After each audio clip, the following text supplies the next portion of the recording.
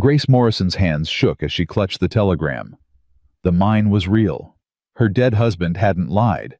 But standing in Silverton's frozen mud, with 2 starving daughters and a bag of worthless Boston clothes, she understood the truth: nobody wanted a widow who owned a silver mine.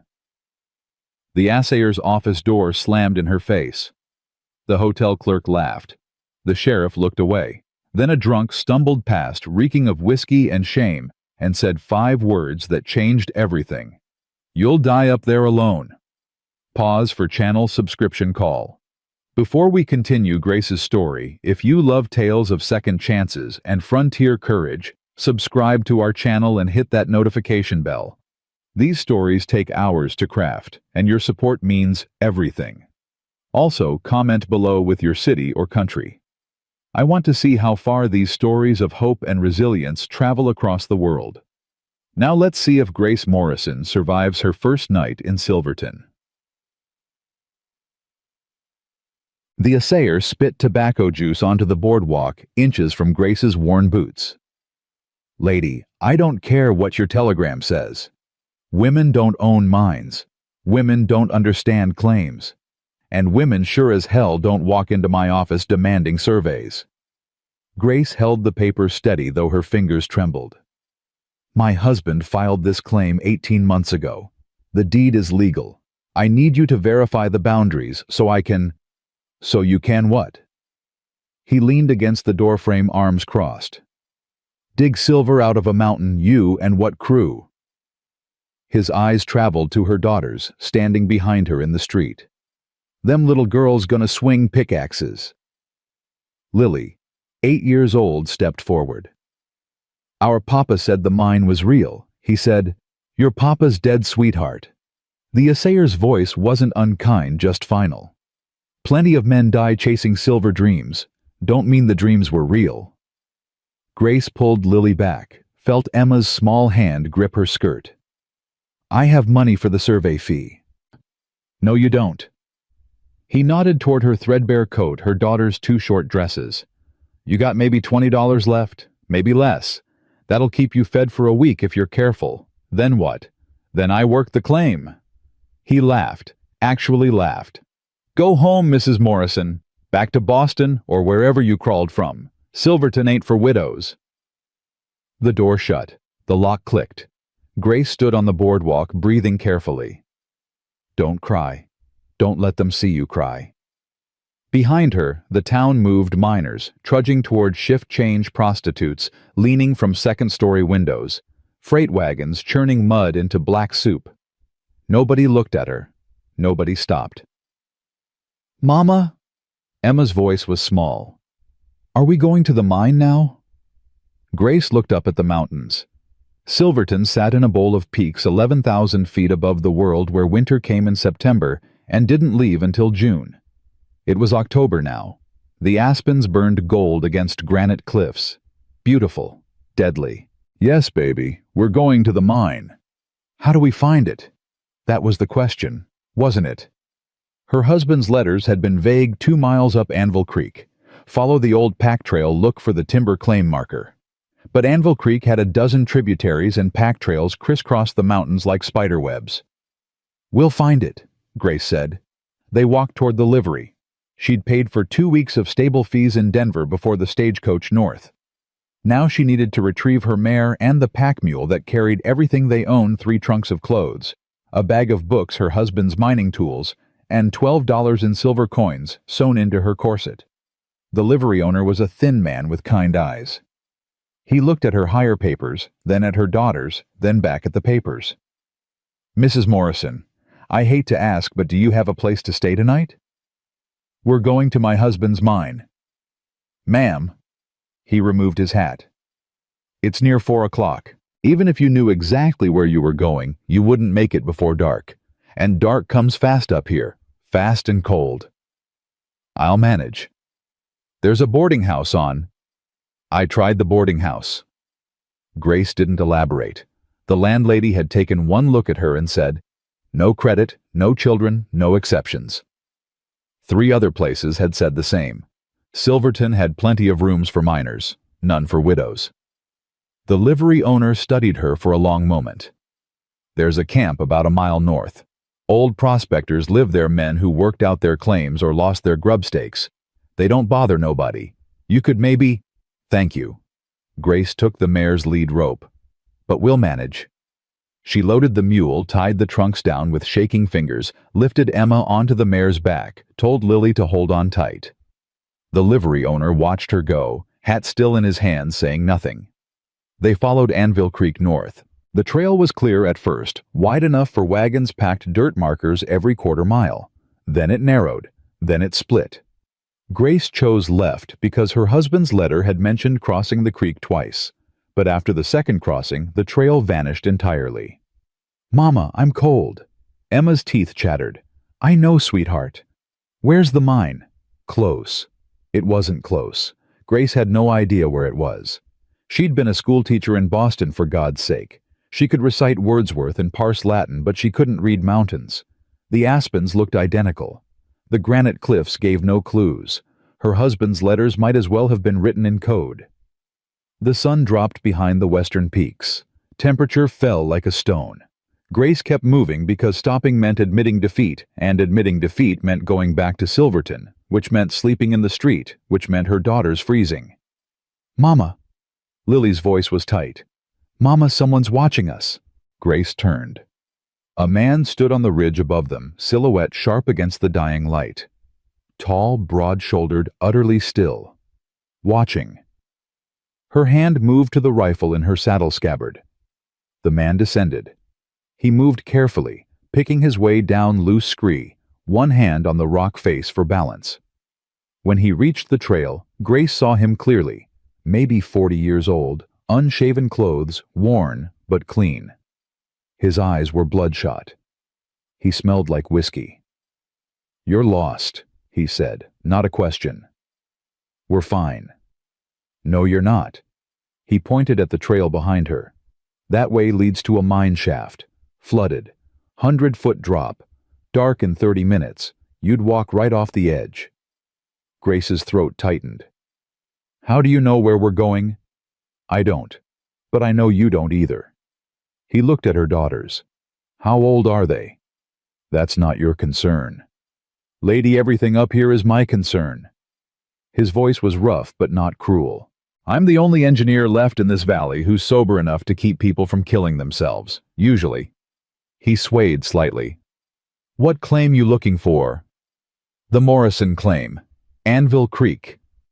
Something flickered in his eyes. "Thomas Morrison. You knew my husband. Knew of him." The man was quiet for a moment.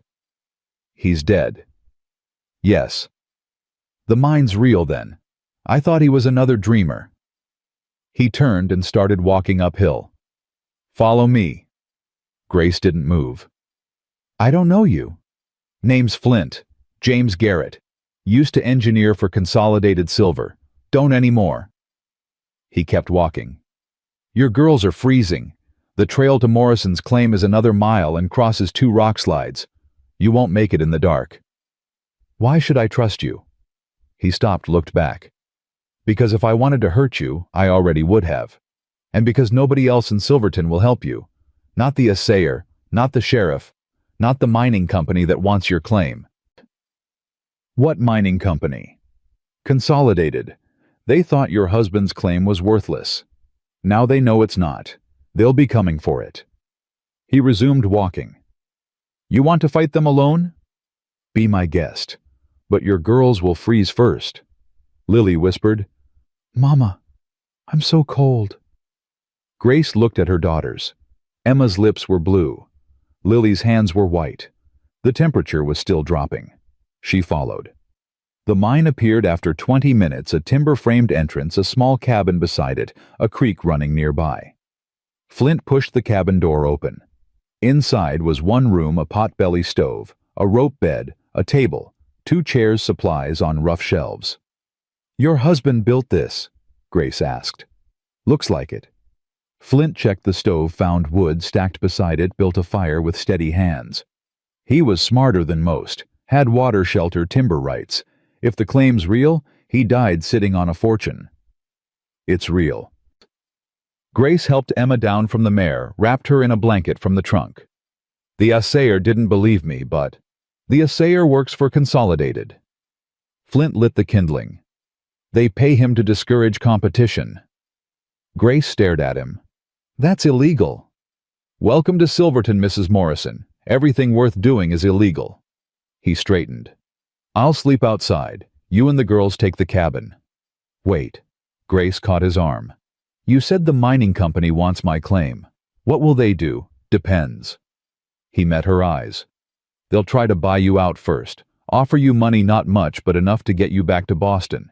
If you refuse, they'll file a boundary dispute, claim your husband's markers were invalid. If that fails... He didn't finish. If that fails... Accidents happen in mines, Mrs. Morrison. Cave-ins, floods, explosions. All very tragic. All very convenient. Her stomach dropped. You're saying they'd kill me. I'm saying they'd kill anyone standing between them and silver. He pulled free of her grip. But tonight you're safe. Tonight worry about keeping your girls warm. He walked out before she could respond. Grace stood in the cabin doorway watching him disappear into the darkness. Lily appeared beside her. Mama, who is he? I don't know, baby. Do you trust him? Grace thought about the way he'd built the fire, quick, efficient, no wasted motion. The way he'd carried wood inside without being asked. The way he'd looked at her daughters with something that wasn't quite pity. More like recognition. I don't know that either. But she closed the door and locked it anyway. The morning came cold and bright. Grace woke to find Flint already working, splitting wood, stacking it against the cabin wall, moving with purpose despite the tremor in his hands. He'd slept outside. Frost covered his coat. She opened the door. You'll freeze. Already frozen. He didn't look up. Coffee's on the stove. Made it at sunrise. Grace poured 2 cups, brought one outside. He took it without comment, drank it black. His hands shook so badly he nearly dropped the mug. How long since you've eaten? She asked. Don't remember. There's beans in my pack. And I don't need charity, Mrs. Morrison. It's not charity. It's payment. She met his eyes. You helped us last night. I'm repaying the debt. He studied her for a moment, then nodded once. They ate in silence, beans and hardtack coffee, so strong it tasted like punishment. The girls woke slowly, stumbling outside to stare at the mountains surrounding them. Lily walked to the mine entrance, peered into darkness.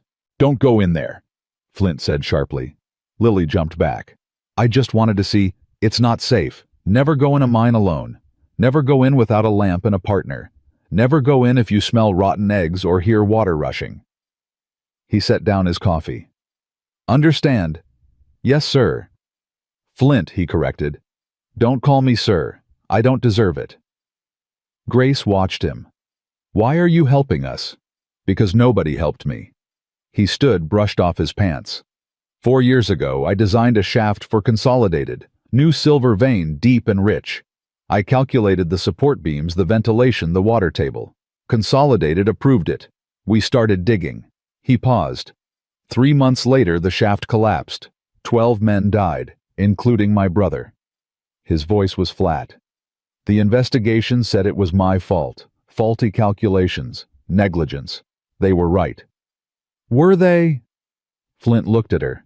Does it matter 12 men died? I designed the shaft. That's all anyone needs to know. That's not all I need to know. Grace stepped closer. Did you make a mistake, or did Consolidated cut corners? I don't. He stopped. They rushed the timeline. I told them the ground wasn't stable. They ignored me, but I signed the plans anyway. So who's responsible, me or them? Both. That's not how the law sees it. The engineer signs. The engineer hangs. He picked up his axe. Figuratively, anyway. Consolidated fired me. Blacklisted me across the territory. Now I live on this mountain and drink until I can't remember their faces. Emma appeared in the doorway, rubbing her eyes. Mama, I'm hungry. I'll make breakfast, sweetheart. Flint watched Emma for a long moment. She looks like him. Like who? My brother, same eyes. He turned away. I'll check the mine entrance while you cook. Make sure it's stable. He disappeared into the timber before Grace could respond. The mine was a wound in the mountain.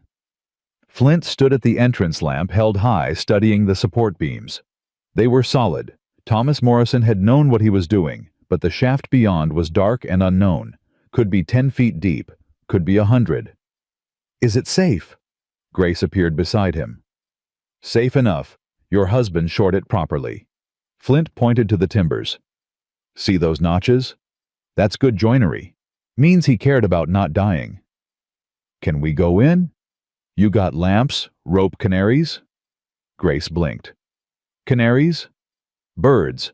They die before you do if there's bad air. Miner's early warning system. He stepped back from the entrance. You don't have supplies. You don't have equipment. You don't even have a survey map showing where your claim boundaries are.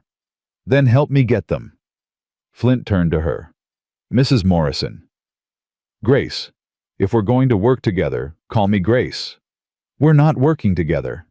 Why not? She crossed her arms. You said you were an engineer. I need an engineer. You said Consolidated wants my claim. I need someone who knows how they operate. And you clearly need a reason to live. His voice was bitter. That what you're offering redemption through hard labor. I'm offering wages and a chance to prove those 12 men didn't die because you're incompetent. They died because Consolidated is greedy.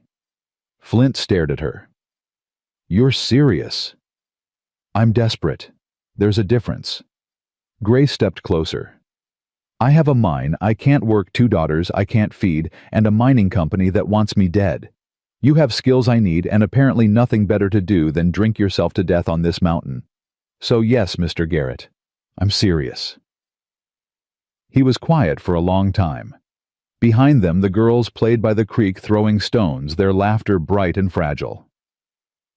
I haven't been sober in 4 years, Flint said finally. Then you're overdue. I'll fail you. I fail everyone. Maybe. Grace met his eyes. Or maybe you'll succeed. Only one way to find out. Flint looked at the mine entrance, then at the girls, then back at Grace. Something shifted in his face. Not hope exactly, more like the memory of hope. 1 month, he said. I'll survey the claim shore up the entrance, teach you basic safety protocols. After that, you're on your own. Agreed. And I work for wages, cash, not charity. I already said that. And I sleep outside, always. I don't... He stopped. I don't stay in places with children. Grace understood. Because they remind you of your brother. He didn't answer. Didn't need to. 1 month, Grace repeated. She held out her hand. Flint looked at it for a long moment, then shook. His grip was firm despite the tremor. 1 month. He agreed. Neither of them believed it. Odd. The first week was hell. Flint measured the claim boundaries while Grace tried to make the cabin livable. The roof leaked. The stove smoked. The creek water tasted like minerals. Every morning Grace woke to frost inside the windows, and her daughters shivering under inadequate blankets. Flint taught them to split wood patch leaks with pitch and canvas filter water through charcoal. He didn't talk much, just demonstrated, waited for them to try, corrected their mistakes with grunts and nods. But he was there every morning, sober and steady hands shaking less each day. Lily watched him constantly. Emma brought him flowers. Flint accepted both with visible discomfort, like a man who'd forgotten how to be seen. On the 8th day, riders came. Grace was washing clothes in the creek when she heard hooves. 3 men, well-dressed, well-armed, smiling like predators. The one in front was maybe 50 silver-haired expensive coat. He dismounted with the ease of someone who'd been riding all his life. Mrs. Morrison. His voice was smooth. I'm Andrew Sutton. I run Consolidated Silver. Grace straightened water dripping from her hands. What do you want? To make you an offer.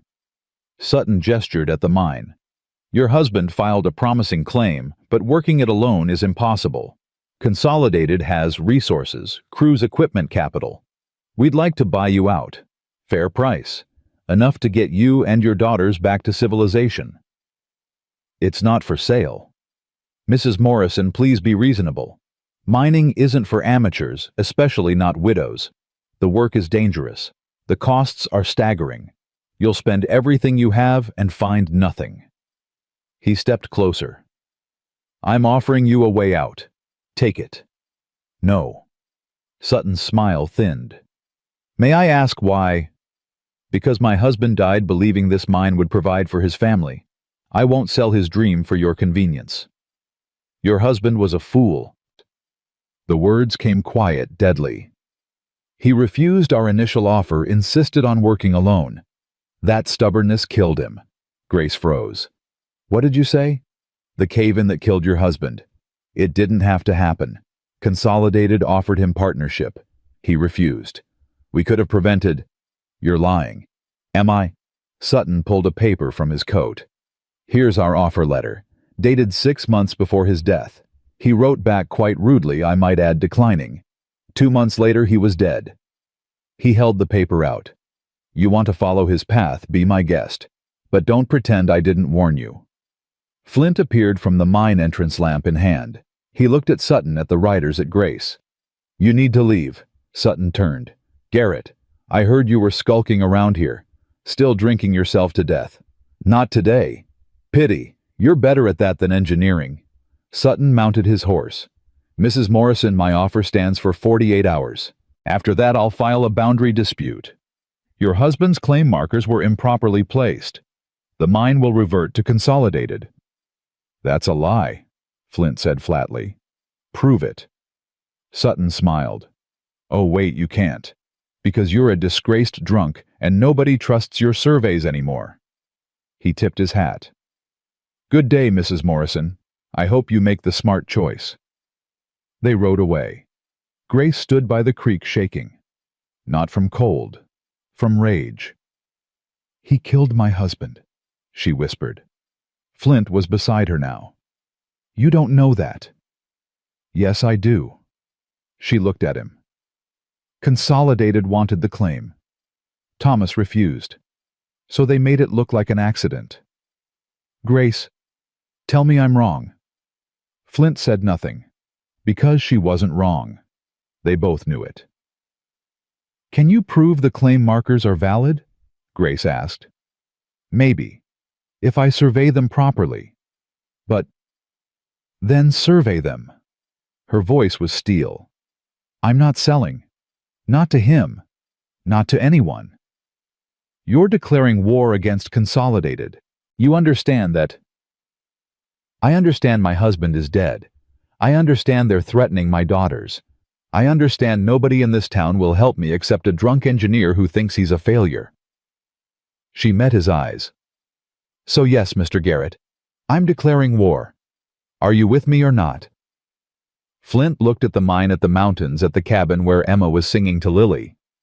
He thought about his brother's face, about 12 men buried under rock, about 4 years spent drowning in whiskey and shame. I'm with you, he said. Grace nodded once. Then let's get to work.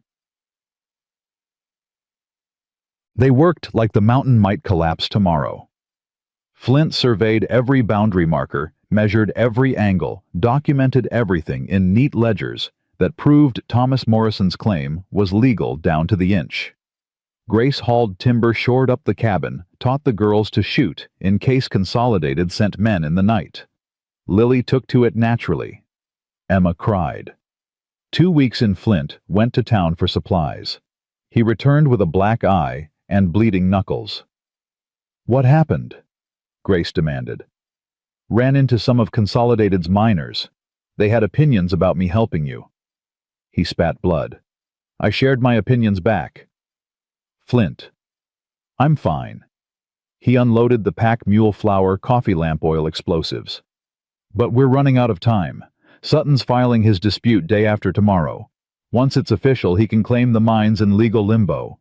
shut down operations, freeze your assets. Can he do that? With the right judge? Yes.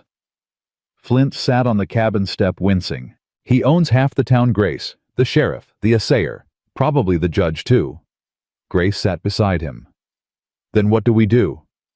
We prove the mine is profitable. If you're actively extracting silver, Sutton can't claim it's abandoned or improperly marked.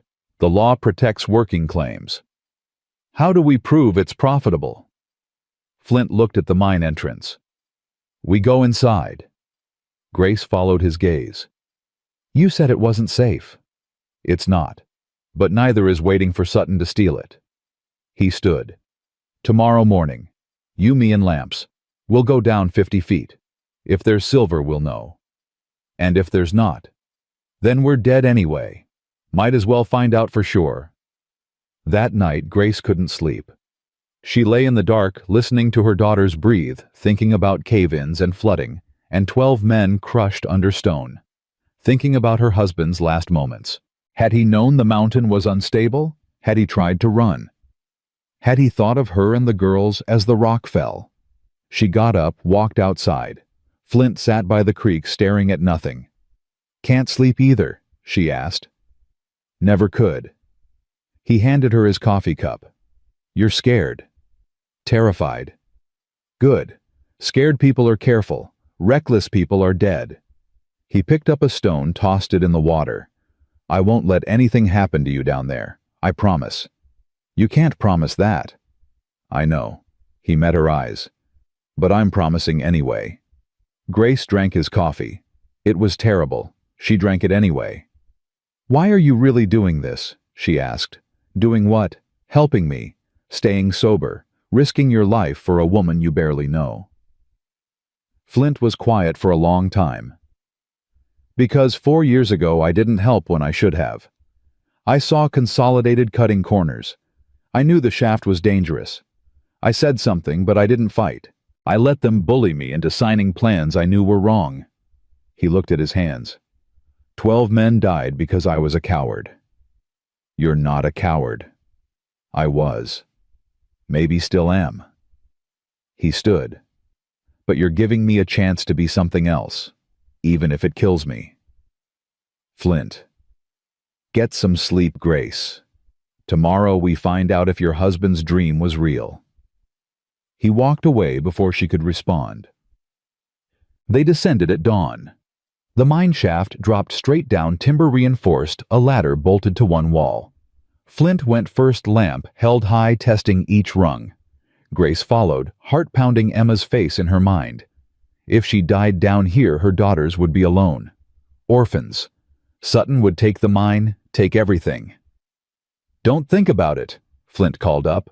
Just climb. 20 feet, 30. The air grew cold and damp. 40 feet. Grace's arms burned. 50 feet. The shaft opened into a horizontal tunnel. Flint helped her down, held the lamp up. Stay close, he said. They moved forward. The tunnel was narrow, barely wide enough for 2 people. Water dripped somewhere. The lamp cast wild shadows. Flint stopped. Look. Grace looked. The tunnel wall glittered. Is that silver? Flint touched the rock with trembling fingers. High-grade ore, rich as anything I've seen.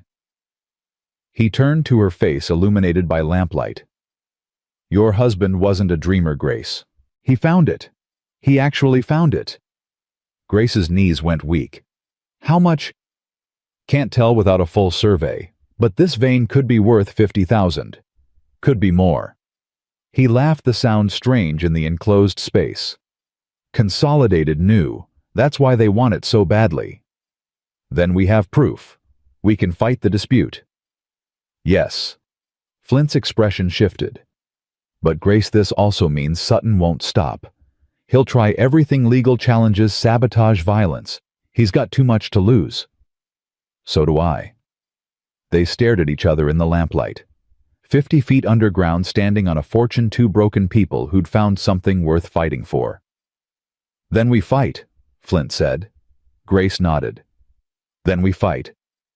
They climbed back up. Sunlight hit Grace's face like a blessing. Lily and Emma ran to her, and she held them tight, breathing hard, alive. "Did you find silver?" Lily asked. "Yes, baby." "Are we rich?" Grace looked at Flint. He was staring at the mine entrance like it was a battlefield. "Not yet," Grace said. "But we will be." If they survived. The assayer's office smelled like tobacco and corruption. Grace stood at the counter, Flint's survey documents spread between them, while the assayer pretended to study numbers he'd already decided to reject. "Mrs. Morrison, these measurements are accurate." Flint leaned against the doorframe, arms crossed. "I surveyed every marker twice.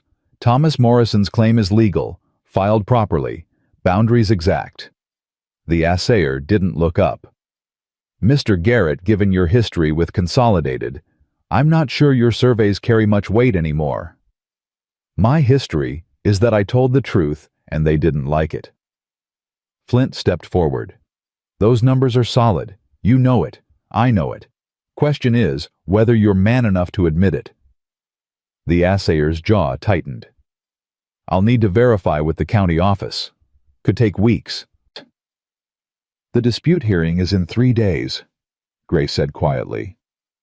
"Then I suggest you pray for a miracle, Mrs. Morrison." He pushed the papers back across the counter. "Because without county verification, Judge Holloway will rule in Consolidated's favor. That's just how things work." Grace gathered the documents with steady hands. "How much did Sutton pay you?" The assayer's face went red. "Get out of my office." "How much?" Grace didn't move. "Because I'm curious what a man's integrity costs these days. Is it $50, $100? Or did he just promise you wouldn't lose your job when Consolidated owns half the county?" "I said get out." Flint put a hand on Grace's shoulder. "Come on, we're done here." They walked into the street. Silverton was busy Saturday afternoon, miners coming down from the high claims, prostitutes working the saloon circuit, freight wagons churning mud. Nobody looked at them. Nobody cared. "He's right, you know," Flint said. "Judge Holloway is Sutton's man. Has been for years. Without county verification, we'll lose." Grace watched a freight wagon pass loaded with silver ore heading to the smelter. Someone's fortune. Someone's dream realized. "Then we go over his head," she said. "To who?" "The territorial governor." Flint stared at her. "Grace, that's in Denver." "I know. 3 days' ride if the weather holds." She turned to him. "You said we needed proof the mine is profitable. We have proof. We just need someone honest to look at it." "The governor doesn't care about one widow's mining claim." "Maybe not. But he cares about corruption. About companies buying judges and officials. About fraud." Grace met his eyes. "You worked for Consolidated. You know how they operate. Help me document it. Every bribe, every threat, every corner they cut that killed miners." Flint's face went pale. "You're asking me to testify against them." "I'm asking you to tell the truth." "They'll destroy me. What's left to destroy anyway?" He looked away. "Everything. I've got a sister in Denver. A nephew. Consolidated knows where they live. If I talk, they'll threaten them. I know." Grace's voice softened. "I'm not asking you to sacrifice your family. I'm asking you to help me build a case strong enough that Sutton can't touch any of us." "That case doesn't exist." "Then we'll create it." Flint was quiet for a long moment. Down the street, miners stumbled out of a saloon laughing, drunk alive. 4 years ago his brother had been one of them. Young, stupid, trusting the company that promised safety and delivered coffins. "I'll write down what I know," Flint said finally. "Everything. Names, dates, bribes, shortcuts." But Grace, even with all that, the governor might not listen. Powerful men protect powerful men. Then we make him listen. "How?" Grace smiled, but it wasn't pleasant. "By making sure the newspapers hear the story first. Public pressure works wonders on political careers." Flint almost laughed. You're learning fast.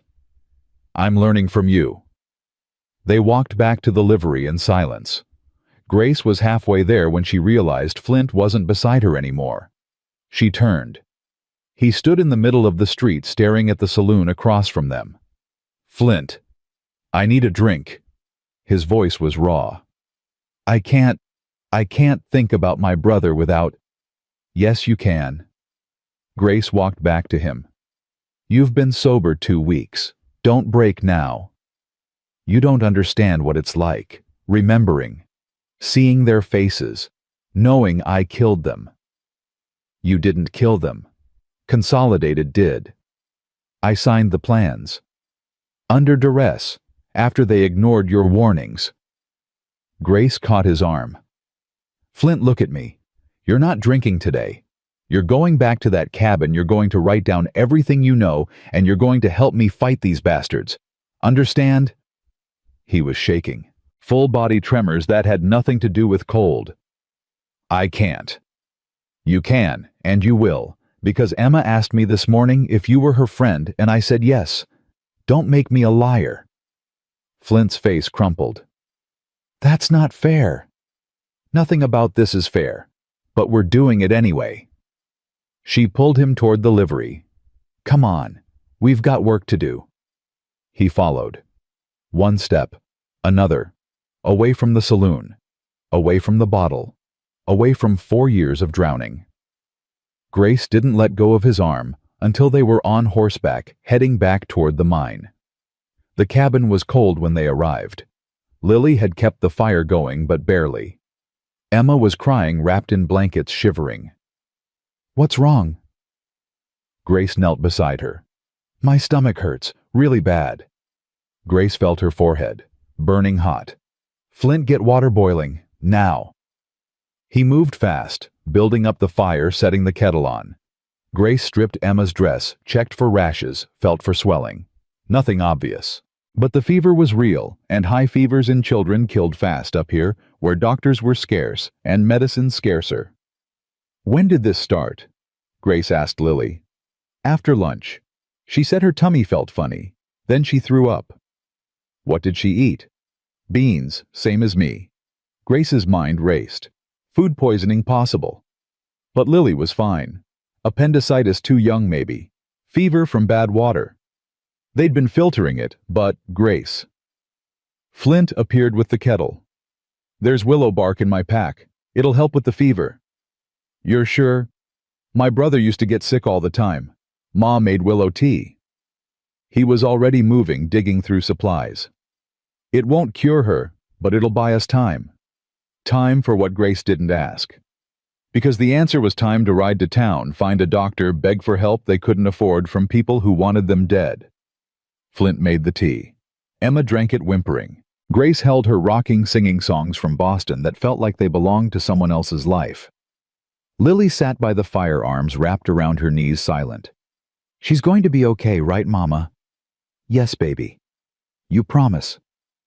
Grace met Flint's eyes over Emma's head. He looked away. I promise. Grace lied. By midnight, Emma's fever broke. She slept fitful, but breathing color returning to her cheeks. Grace sat beside her, exhausted, terrified, grateful. Flint brought coffee, sat on the floor with his back against the wall. Thank you, Grace whispered. Don't thank me yet. If the fever comes back, it won't. You don't know that. I'm choosing to believe it. Grace drank the coffee. It was terrible. Everything Flint made was terrible, but it was hot and strong and real. Tell me about your brother. Flint was quiet for so long Grace thought he wouldn't answer. Daniel, 3 years younger than me. Stupid kid who followed me everywhere. I got hired by Consolidated. He got hired too. I said mining was dangerous, but he wouldn't listen. Flint's hands shook. He was in the first crew that went down after I signed the plans. 28 years old, going to marry a girl from Leadville, had the ring and everything. What was her name? Sarah. Pretty thing. Cried at the funeral for 3 hours straight. He stared at nothing. She married someone else 6 months later. Didn't blame her. Why wait for a dead man? Did you love her? What? No. He stopped. Maybe a little, but Daniel loved her more. That's what mattered. Grace shifted, careful not to wake Emma. You know it wasn't your fault, right? The collapse. You did everything you could. I signed the plans. After Consolidated pressured you. After they threatened your job. After they ignored every warning you gave. She met his eyes. Flint, you're not responsible for their greed. The law says different. The law is wrong. He almost smiled. You really believe that? I believe Sutton used you, just like he's trying to use me, and I believe we're going to make him pay for it. How we're nobodies. He owns half the territory. He doesn't own us. Grace looked at her daughters. And he doesn't own this mine. Not yet. Not ever. Flint watched her for a long moment. You're stubborn, you know that. I'm a widow with 2 children and $12 to my name. Stubborn is all I've got left. $13, Flint said. What? He pulled a coin from his pocket, set it on the floor between them. I'm paid up through the end of the month, remember? That's my first week's wages. Take it. Grace stared at the silver dollar. Flint, I can't. You can. Because Emma might need medicine, and because I'm not drinking it away this time. He stood. Get some sleep. I'll keep watch. He walked outside before she could argue. Grace picked up the coin. It was warm from his pocket, worn smooth from years of use. She thought about him sitting in saloons, spending these coins on whiskey, drowning piece by piece. Thought about him giving it to her instead. She put it with the others sewn into her corset, where Sutton's men couldn't find it. $13. A fortune. A joke. Enough to survive one more week if they were careful. She lay down beside Emma, closed her eyes, and tried not to think about what happened after that week was up. Morning came too fast. Grace woke to Lily shaking her shoulder, eyes wide, terrified. Mama, there are men outside. Grace was up instantly, rifle in hand, heart pounding. Through the cabin's one window, she saw them 5 riders, Consolidated men by their look, circling the cabin like wolves. Andrew Sutton sat his horse at the front, smiling. Flint was already outside, standing between the riders and the cabin door, unarmed except for an axe. Grace pushed the door open. Get inside, Flint. Not yet. He didn't take his eyes off Sutton. Let's hear what the man wants. Sutton dismounted, brushing dust from his coat. Mr. Garrett, still playing hero for lost causes. Still buying judges and killing minors. Sutton's smile never wavered. I'm here with a final offer, Mrs. Morrison. $5,000 for the claim. Cash. Today. Enough to get you and your daughters somewhere safe. Grace stepped onto the porch, rifle loose in her hands. I already refused. That was before you knew what you were facing. Disputed claims take months to resolve. During that time, you can't work the mine. Can't extract ore. Can't make money. He gestured at the cabin. How long can you survive up here? A month. 2 winters coming. Food's expensive. Medicine more so. Your daughter was sick last night. What happens next time? Grace's blood went cold. How did you know Emma was sick? I know everything that happens in my territory, Mrs. Morrison. Everything. He stepped closer. I'm not your enemy. I'm a businessman making a fair offer. Take it. Save your girls the suffering. By giving you what you want. By accepting reality. Sutton's voice hardened. You can't win this. The judge will rule against you. The county will seize the claim for unpaid fees. And then where will you be? Penniless. Homeless. Alone. Is your pride worth that? Flint moved, putting himself between Sutton and Grace. She said no. Time to leave. Or what? You'll hit me with that axe. Sutton laughed. Garrett, you're a drunk and a failure. Everyone knows it. You couldn't save your brother. You won't save her. Flint's knuckles went white on the axe handle. Walk away, Grace said quietly, before I shoot you for trespassing. Sutton looked at her rifle, at her face, at the determination in her eyes. Something flickered across his expression.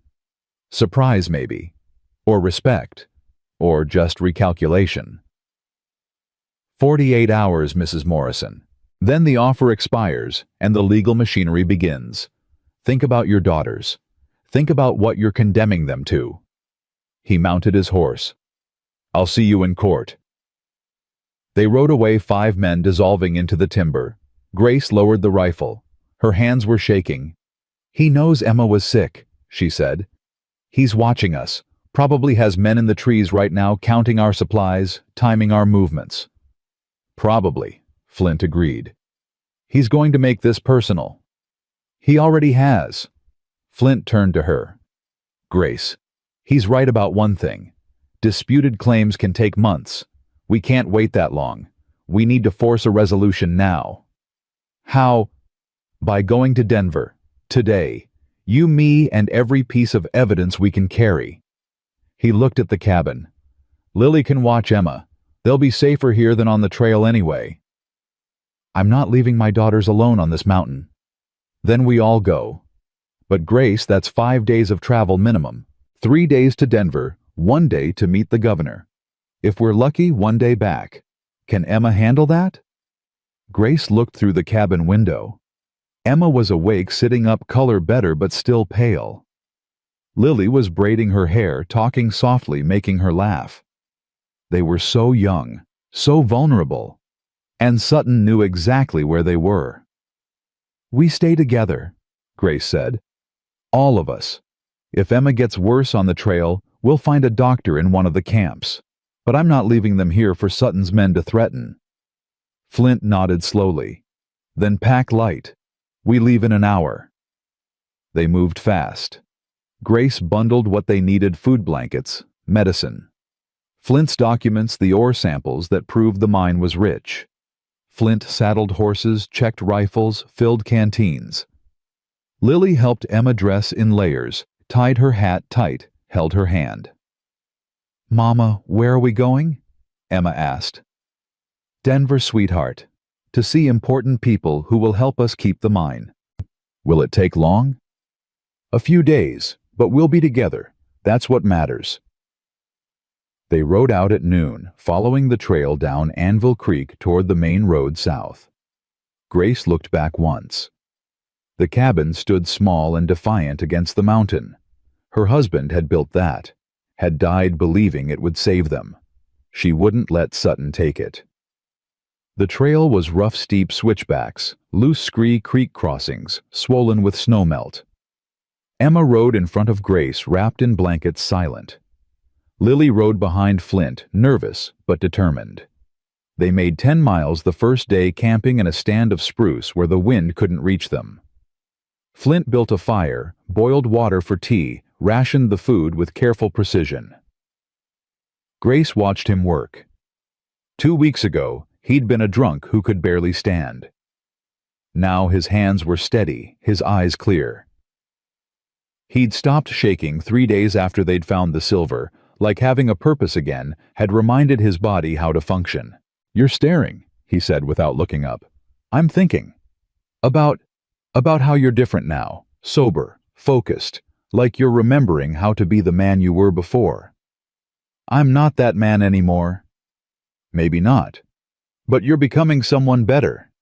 Grace poured coffee, handed him a cup. The man you were before signed those plans. The man you are now is fighting to make it right.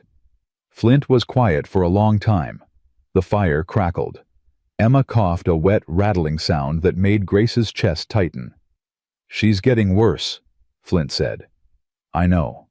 There's a mining camp about 15 miles south, little place called Ophir. Might have a doctor. Might. Best I can promise. He met her eyes. We push hard tomorrow, we'll reach it by nightfall. Grace looked at Emma, asleep against Lily, breathing too fast. Then we push hard. They rode before dawn, following the trail by starlight, stopping only to water the horses. Emma's fever returned by mid-morning. By noon she was delirious, crying, calling for her father. Grace held her singing, praying, bargaining with a God she hadn't spoken to since her husband died. Just a little longer, baby.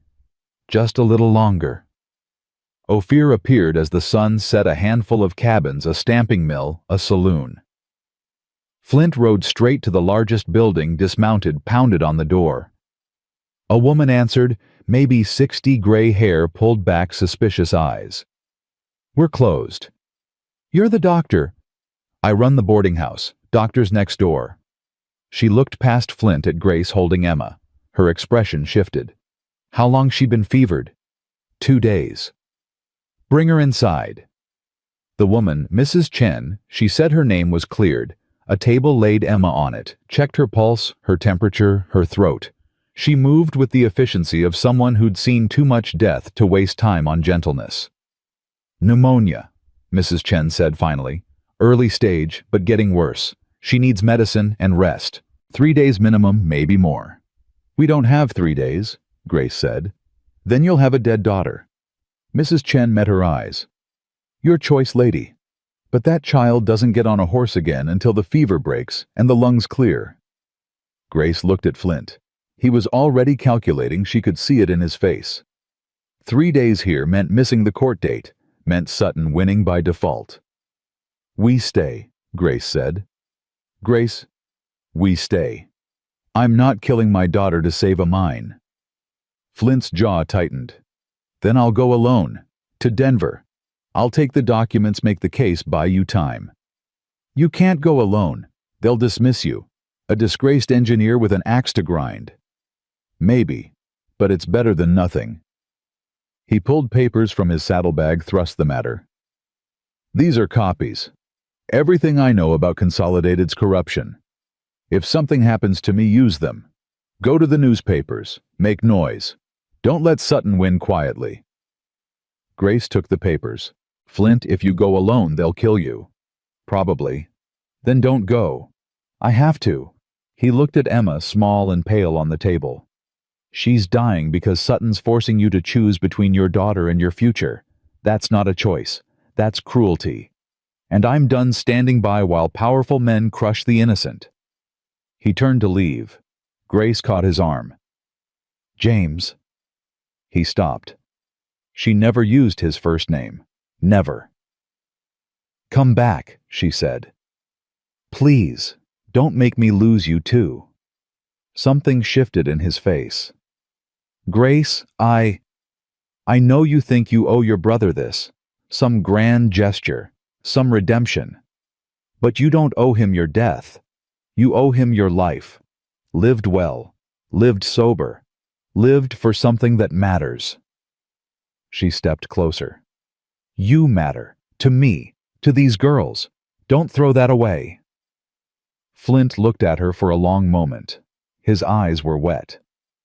I'll be careful, he said. That's not a promise to come back. It's the best I can do. He left before she could argue.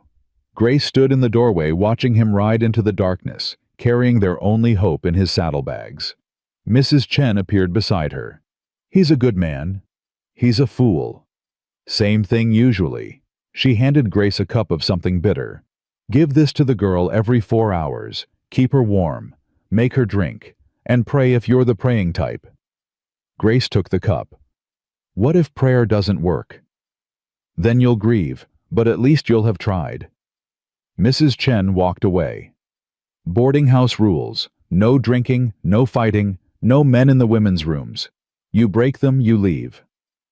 Understood. Grace carried the medicine to Emma, coaxed it down her throat, held her while she cried. Lily curled up beside them, exhausted, terrified, trying to be brave. Is Mr. Flint coming back? Lily whispered. I don't know, sweetheart. I hope he does. I like him. Me too. They slept in shifts. Grace woke every few hours to check Emma's breathing. Give medicine, change sweat-soaked blankets. By the 3rd day, the fever broke. Emma opened her eyes, looked around, smiled weakly. Mama, where are we? Grace kissed her forehead.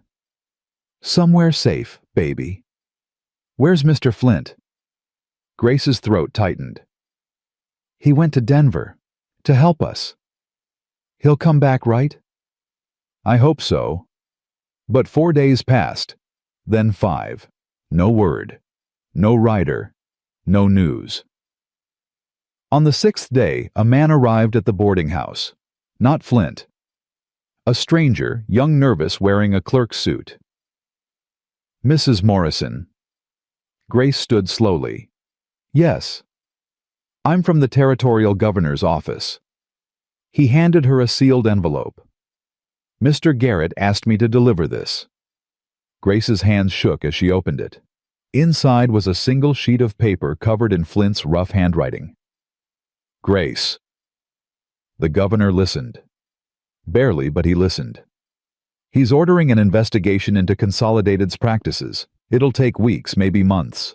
But Judge Holloway can't rule on the dispute until it's complete. You've got time. Sutton knows. He's furious. He'll come for you now, hard and fast. Don't stay in Ophir. Head back to the mine. Barricade. Wait. I'm staying in Denver. The governor wants me to testify. If I leave, Sutton will have me killed. If I stay, you'll be alone. I'm sorry. I promised to come back. I'm breaking that promise. But I'm not breaking the other one. I won't let you lose this fight. Trust me. One more time. James Grace read it twice. Then again. Her vision blurred. Ma'am. The clerk shifted nervously. He also sent this. He handed her a small leather pouch. Grace opened it. Inside were gold coins. 20 of them. Enough to survive the winter. Enough to hire men. Enough to fight. Where did he get this? She whispered. He didn't say. Just told me to make sure you received it. The clerk left. Grace stood in the boarding house parlor, holding Flint's letter, holding his money, holding the weight of everything he'd sacrificed to give her a chance. Lily appeared in the doorway. Mama? What's wrong? Nothing, baby. Everything's fine. But it wasn't fine. Flint was trapped in Denver testifying against men who would kill him for it. She was alone on a mountain with 2 daughters and a mine that Sutton would burn to the ground rather than lose. And somewhere between fear and fury, Grace Morrison made a decision. She wasn't running, wasn't hiding, wasn't waiting for men to decide her fate. She was going back to that mine, back to the silver her husband died for. And she was going to fight like hell to keep it. Sutton wanted a war. He'd get one. Grace folded Flint's letter, put the coins in her corset with the others, and started packing. Emma was well enough to ride. Lily was strong enough to help. And Grace was angry enough to take on Consolidated Silver single-handed if she had to. Get your things, girls, she said quietly. We're going home. They reached the mine at dusk on the 8th day. The cabin stood exactly as they'd left it, door shut, windows intact. But something felt wrong. Grace felt it in her spine the way animals sense storms. Stay on the horses, she told the girls. She dismounted slowly, rifle-ready eyes scanning the tree line. Nothing moved. No smoke from chimneys in the valley below. No birds calling. Just silence, thick and waiting. The cabin door swung open at her touch. Inside, everything was destroyed. Flowers scattered across the floor. Blankets shredded. Her husband's mining tools bent and broken. The stove kicked over ashes everywhere. And on the table, pinned with a knife, a note in neat handwriting, final warning, leave or burn. Grace stood in the ruins breathing carefully. Not crying, not yet. Crying was weakness, and weak women lost their children to men like Sutton. Mama! Lily's voice trembled from the doorway. What happened? Sutton happened. Grace pulled the knife from the table, folded the note, put it in her pocket. Evidence. Come inside, girls. We need to clean this up before dark. But Mama, everything's broken. Then we'll fix it. Grace met her daughter's eyes. We don't run, Lily. Not from this. Not from anything. They worked until midnight. Grace salvaged what she could, a few unbroken dishes, some blankets the raiders had missed enough flour from the barrel to make bread if they were careful. Lily swept ashes.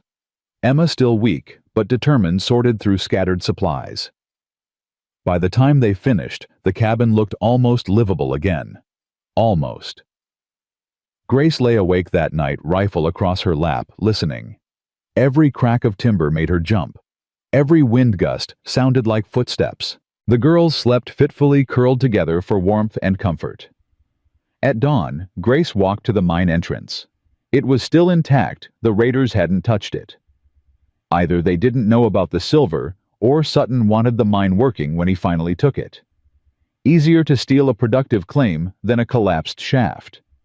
She stood at the entrance, remembering Flint's lessons. Never go in alone.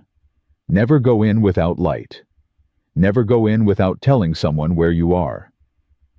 But there was no one to tell. No one to help. Just her and 2 children and a mountain full of silver that might as well be on the moon for all the good it did them. Mrs. Morrison. Grace spun rifle up. A man stood 20 feet away, hands raised, no weapon visible. He was maybe 50, Mexican or Spanish, weathered face, kind eyes.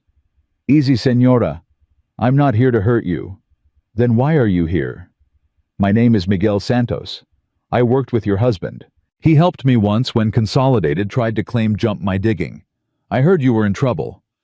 He lowered his hands slowly. I came to help. Grace didn't lower the rifle. How did you hear?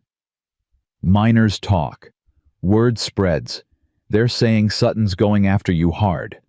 Some of us remember what he did to the Martinez family, the Johnsons, the Chen brothers.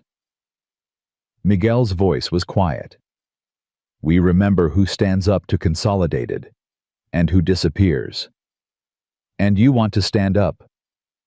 I want to repay a debt. Your husband saved my claim. I can't save his, but I can help his widow keep it. He gestured toward the mine. You need someone who knows how to extract ore safely. I know. I can teach you. Grace studied him. He looked honest, but so had the assayer before Sutton bought him. What do you want in return? 10% of whatever you pull out. Fair partnership. I provide labor and knowledge. You provide the claim and the courage. He smiled slightly. From what I hear, you've got plenty of the second part. I can't pay you until we actually extract something worth selling. I'm not asking for payment now. I'm asking for a chance to help, to stand against Sutton like your husband did. Miguel stepped closer. Senora, I have 6 children. Sutton pays my wages. If he finds out I'm helping you, I'll lose everything. But some things are worth losing jobs over.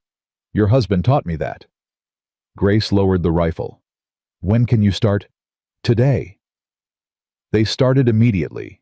Miguel surveyed the shaft, checked the support beams, explained how to follow the vein without triggering collapses.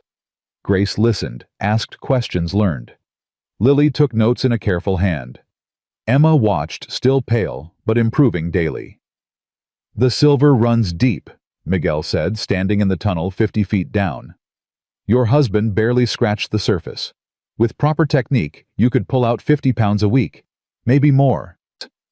How long would that take? To extract 6 hours a day, 2 people working. To process, that's harder. You need tools, chemicals, knowledge. The smelter in Silverton won't buy from you while Sutton's fighting your claim.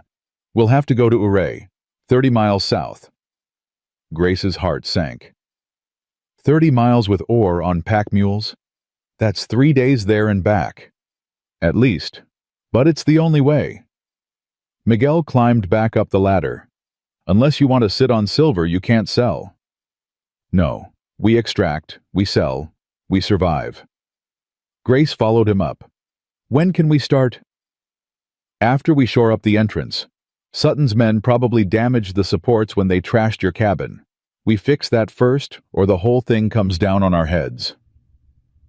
They spent 3 days reinforcing timbers, replacing rotten beams, clearing rockfall.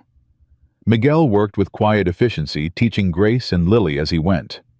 Emma helped topside sorting tools, keeping watch, her strength returning slowly. On the 4th day they went down. The tunnel was narrow, cold water, dripping somewhere in the darkness. Miguel held the lamp high, showing Grace where to place the pickaxe, how to read the rock, when to stop before the vein ran out. "Here," he said. "Strike here." Grace swung. The pick bit into stone. Silver glittered in the lamplight. Again. She swung. Again. Again. Her arms burned. Her back screamed. Sweat poured down her face despite the cold. "Good. You're learning." Miguel set down his own pick. "Now we load it."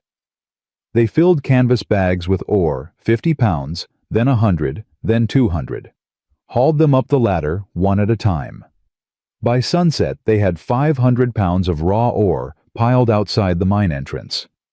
Grace stood looking at it, hands bleeding, body shaking with exhaustion. 500 pounds. Maybe worth $300 once processed and sold. Maybe more if the silver content was high. It was a start. "Tomorrow we dig more," Miguel said.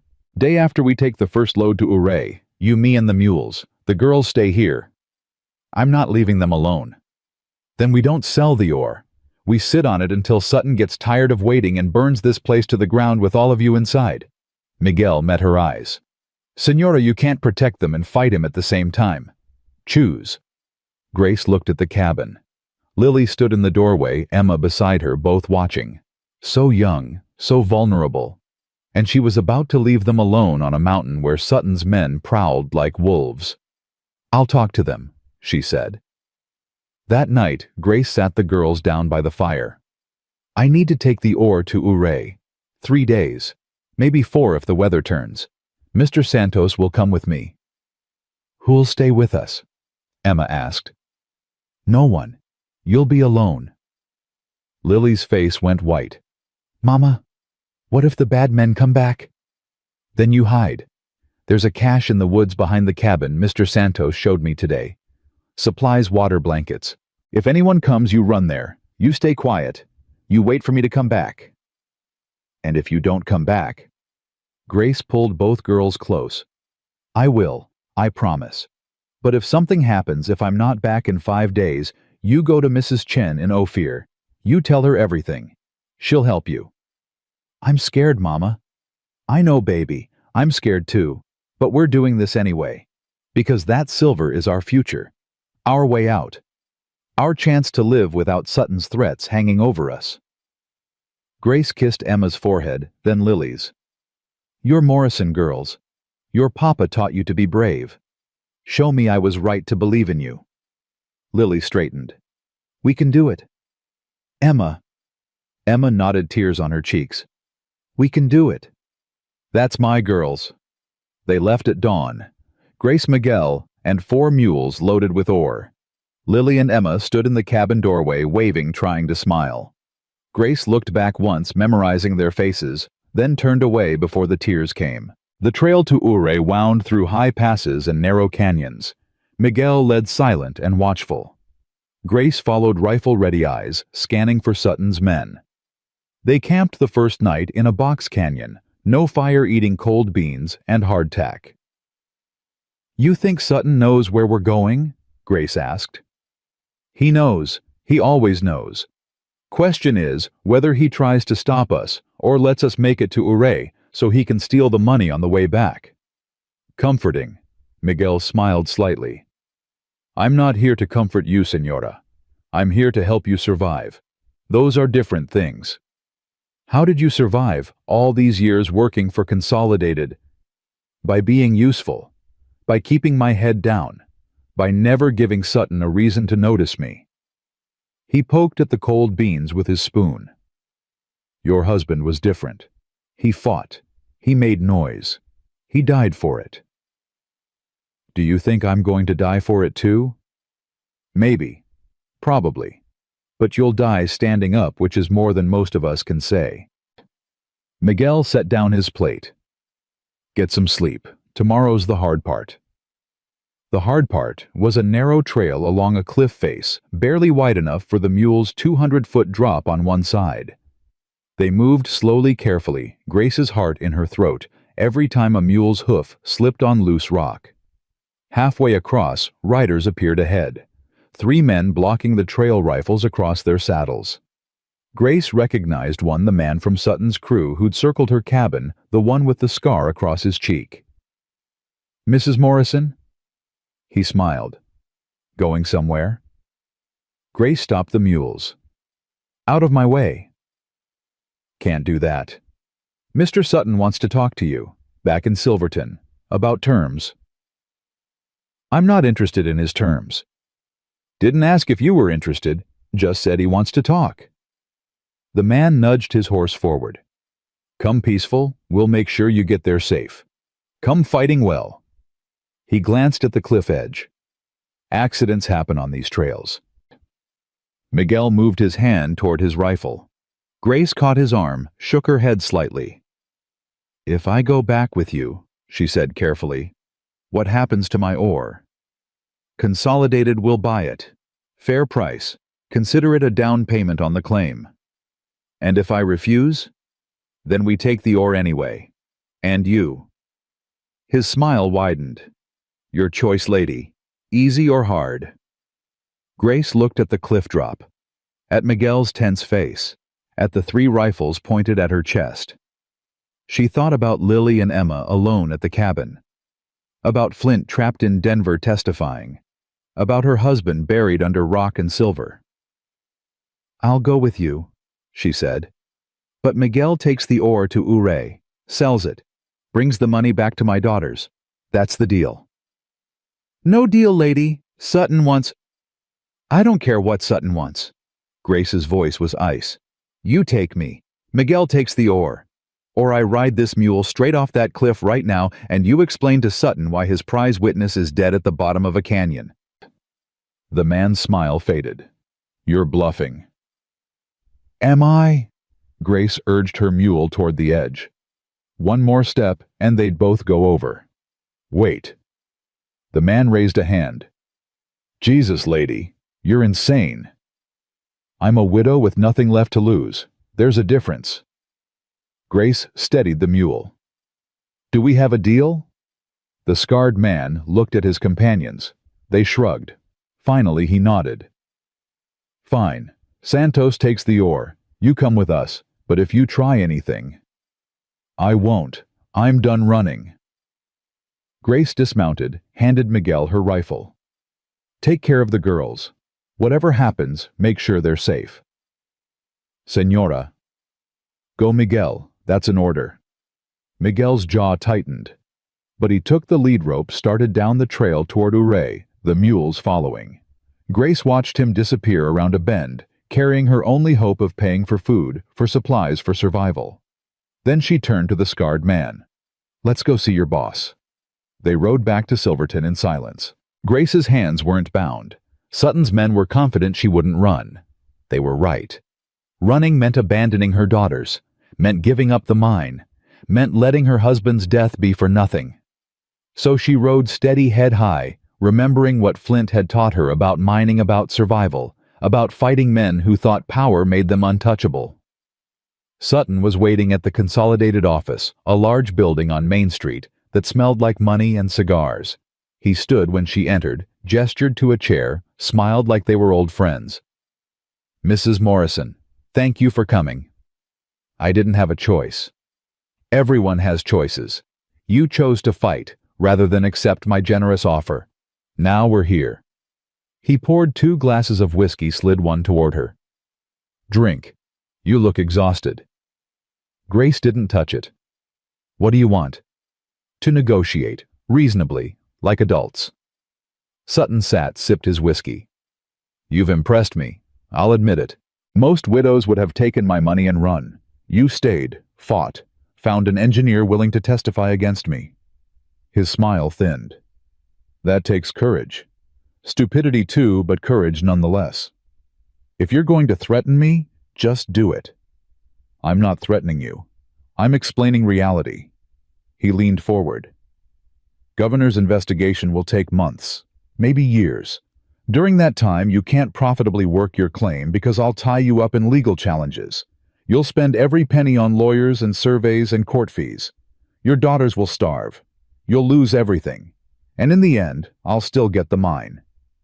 Or you'll get exposed for corruption and lose your company. Possibly. But your daughters will already be dead by then, so what's the victory? He set down his glass. I'm offering you a way out. Sell me the claim. Today. $10,000. Enough to start over somewhere Consolidated doesn't operate. Somewhere your girls can grow up safe. Grace was quiet for a long time. $10,000. A fortune. Enough to go back to Boston. Buy a house. Open a school. Live without fear. All she had to do was give up. No, she said. Sutton's face hardened. Don't be a fool. I'm not. I'm being exactly what my husband raised me to be, someone who doesn't bow to bullies. Grace stood. You killed him, didn't you? The cave-in that crushed Thomas. You arranged it. Careful, Mrs. Morrison. Accusations like that require proof. I'll find it. Flint's testifying about how Consolidated operates. Other miners are starting to talk. Miguel Santos is spreading word about your threats. The newspapers in Denver are already asking questions. She met his eyes. You're going to lose Mr. Sutton. Maybe not today. Maybe not this month. But eventually people will see you for what you are. And when they do, I'll be there to watch Consolidated burn. Sutton stood slowly. I gave you a chance. Multiple chances. You rejected them all. So now we do this the hard way. Which means what? Which means your daughters are alone on that mountain. Accidents happen. Cabins catch fire. Children get lost in the woods and freeze. He walked to the window, looked out at Silverton's bustling streets. I'd hate for anything tragic to happen to them, but I can't control every miner in these hills. Some of them are careless. Some are cruel. And some owe me favors. Grace's blood went ice cold. If you touch my daughters, I won't touch them. I'll never touch them.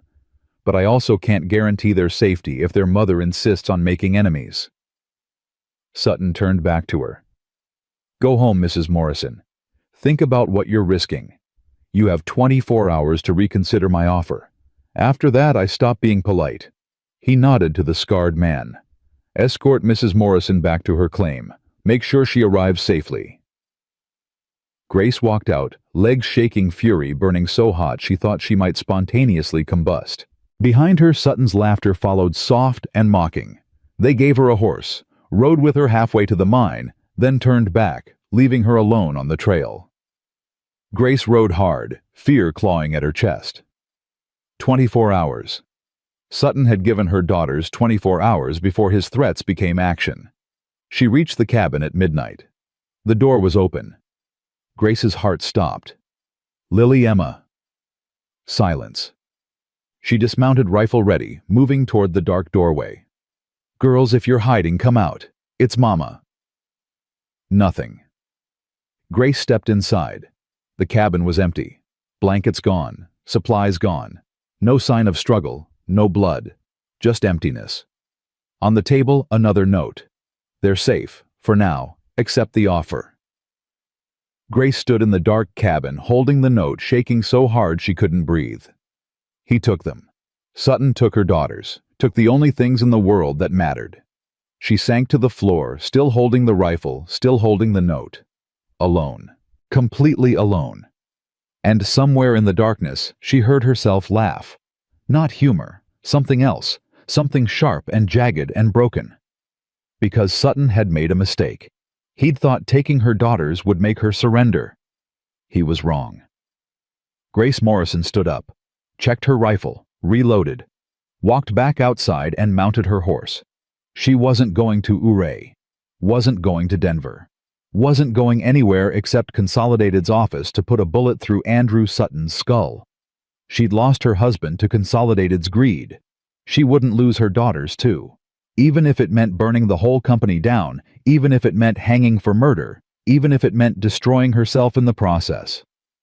Sutton wanted war. He'd started one he couldn't finish.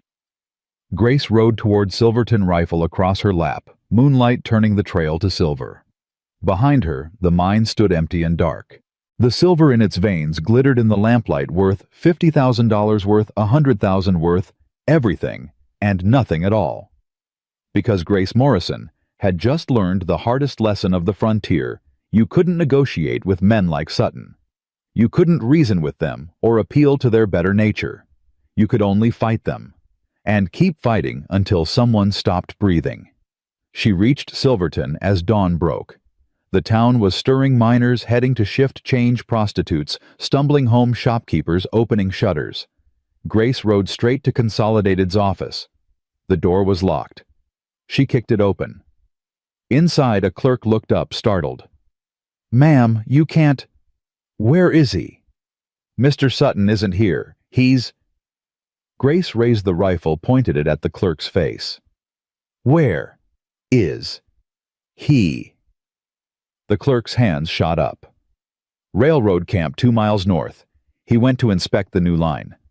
"Please don't shoot." Grace lowered the rifle, turned, walked out. Behind her, the clerk was probably running for the sheriff, raising alarms, calling for help. She didn't care. Let them come. Let the whole territory come. She was getting her daughters back or dying in the attempt. The railroad camp was chaos, hundreds of workers laying track, driving spikes, hauling ties. Grace rode through them like an avenging angel, rifle, ready eyes scanning for Sutton's expensive coat. She found him standing beside a surveyor's station, reviewing plans with his foreman. He looked up as she approached, saw the rifle, saw her face. For the first time since she'd met him, Andrew Sutton looked genuinely surprised. "Mrs. Morrison, this is unexpected." Grace dismounted, walked forward, until the rifle barrel was 3 feet from his chest. Workers scattered. Foreman shouted. Someone ran for help. "Where are my daughters?" Grace's voice was dead calm. "Safe. I told you. They're perfectly safe." "Where?" "Silverton. Boarding house. Mrs. Pritchard is watching them. They're fed, warm, unharmed. I'm not a monster, Mrs. Morrison. I don't hurt children." "You threatened them." "I pointed out reality. That's different." Sutton didn't back away from the rifle. "You're not going to shoot me." "Yes, I am." "No, you're not. Because if you kill me, you'll hang. Your daughters will be orphans. The mine will revert to Consolidated anyway. You'll lose everything you're fighting for." He stepped closer. "Lower the rifle. Go get your girls. Take them home. And think very carefully about whether this fight is worth their lives." Grace's finger tightened on the trigger. 1 pound of pressure. That's all it would take. 1 shot. Sutton dead. The world slightly better. But he was right. If she killed him here in front of witnesses, she'd hang. And her daughters would be alone. She lowered the rifle. Sutton smiled. "Smart woman. I knew you'd see reason eventually. This isn't over." "Yes, it is. You just don't know it yet." He turned back to his plans.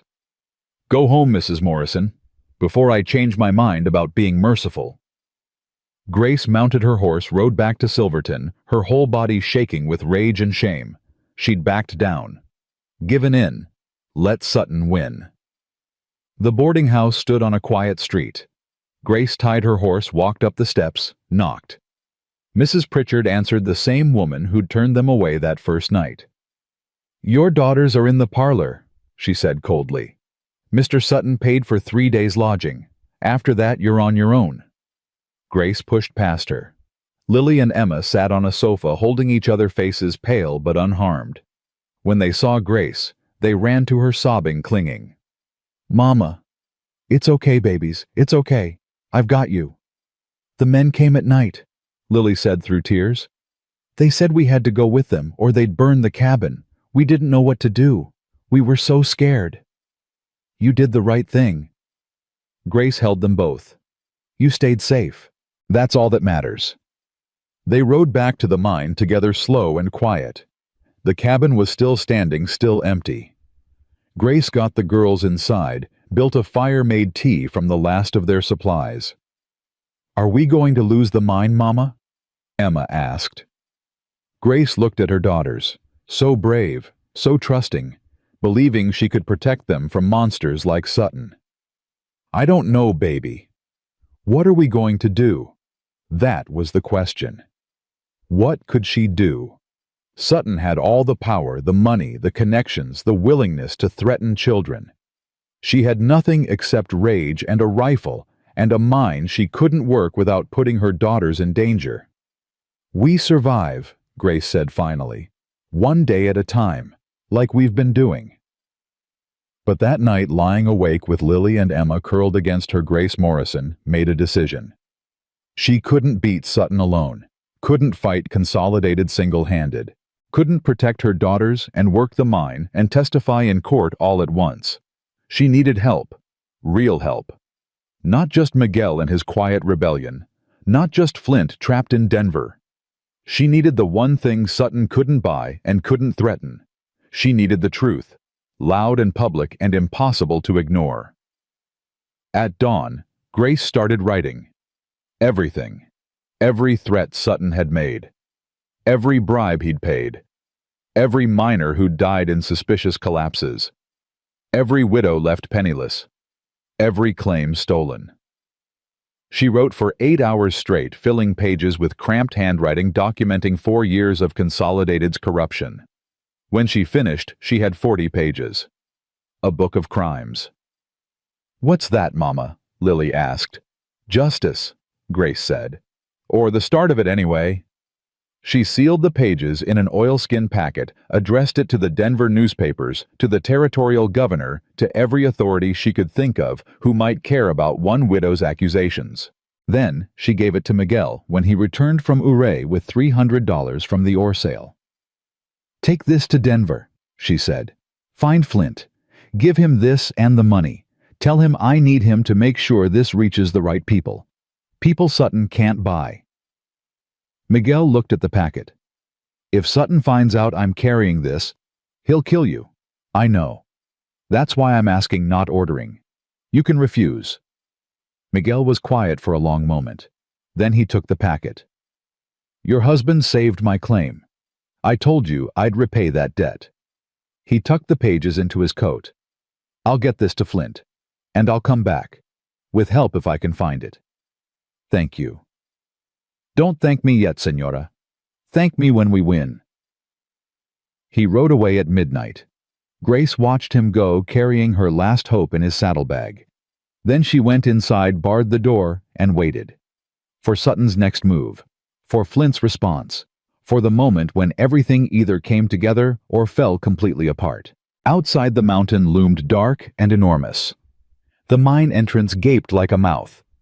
And somewhere in Silverton, Andrew Sutton sat in his office planning his next attack. Grace cleaned her rifle, checked her ammunition, taught Lily to load, taught Emma to shoot, because when Sutton came, and he would come, she'd be ready. 3 days of silence. Then the riders came. Grace saw them from the cabin window, 8 men, maybe 10, moving up the trail in the gray morning light. Not Sutton's usual crew. These were different. Harder. The kind of men who got paid to make problems disappear. "Girls, get to the cache. Now." Lily grabbed Emma's hand, started for the back door. Grace caught Lily's shoulder. "If shooting starts, you run. Don't look back. Don't wait for me. You go straight to Ophir and find Mrs. Chen.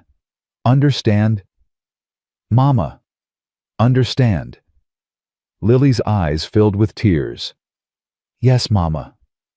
"Good girl. Now go." They disappeared into the timber. Grace watched until she couldn't see them anymore, then turned back to the window. The riders were closer now. She could make out faces. The scarred man led them. Behind him, others she didn't recognize. Men with dead eyes and patient hands. Grace checked her rifle. 12 shots. She had another rifle hidden under the floorboards and her husband's pistol in her belt. Maybe 30 rounds total. Against 10 men. The math was simple. She was going to die. The thought should have terrified her. Instead, it felt almost peaceful. No more running. No more fear. Just one last fight and then rest. The riders stopped 50 feet from the cabin. Scarred man dismounted, walked forward alone, hands visible and empty. "Mrs. Morrison, I'm hoping we can talk before this gets ugly." Grace opened the door, stepped onto the porch, rifle loose in her hands. "Talk fast." "Mr. Sutton sent us with a final offer. $20,000, cash, today. You sign the claim over, take your girls and leave Colorado. No hard feelings, clean break. And if I refuse, then we're authorized to take possession of the property, by force if necessary." He gestured at the cabin. "Your daughters aren't here. I checked. That's smart. Shows you understand what's about to happen." "You're going to kill me." "Only if you make us. Mr. Sutton would prefer you alive. Witnesses complicate things, but he's done being patient." The scarred man pulled papers from his coat. "Sign these. Transfer the deed. Walk away. Live to see your girls grow up." Grace looked at the papers. Legal documents probably drawn up by Sutton's lawyers, probably worthless once she was dead anyway. Because men like Sutton didn't leave loose ends. Even if she signed, even if she left, he'd find a way to silence her eventually. "How much is he paying you?" she asked. $50. Each." "That's all $50 to murder a widow." The scarred man shrugged. "It's honest work, better than mining." "It's evil." "Maybe, but evil pays better." He held out the papers. "Last chance, Mrs. Morrison." Grace raised the rifle, pointed it at his chest. "Get off my land." He sighed. "Figured you'd say that." He stepped back. The other riders dismounted, spread out rifles ready. Professional, efficient. They'd done this before. Grace fired. The scarred man dove sideways. Her bullet took the man behind him in the shoulder, spun him around. The others opened fire bullets, chewing into the cabin wall, splintering wood, shattering windows. Grace dropped behind the doorframe, reloaded, fired blind through the broken window. Heard someone scream. Reloaded again. The cabin was coming apart around her, each bullet finding wood and glass and stone. A voice shouted, "Flank her around the back." Grace abandoned the front door, ran to the rear window. 2 men were circling toward the cache where her daughters were hiding. She fired twice. Both men dropped. Not dead, she could hear them cursing, but hurt enough to slow down. More bullets hammered the cabin. Grace reloaded with shaking hands. 5 shots left in this rifle. The other rifle was across the room. The pistol had 6 rounds. 11 shots total against 6 men still standing. The shooting stopped. Silence, heavy and waiting. "Mrs. Morrison?" The scarred man's voice came from somewhere left of the cabin. "You got 2 of my men. I'm impressed. But you're out of time. We're coming in. You can die fighting or die running. Either way, you're dying today." Grace looked around the cabin. Her home. Her husband's dream.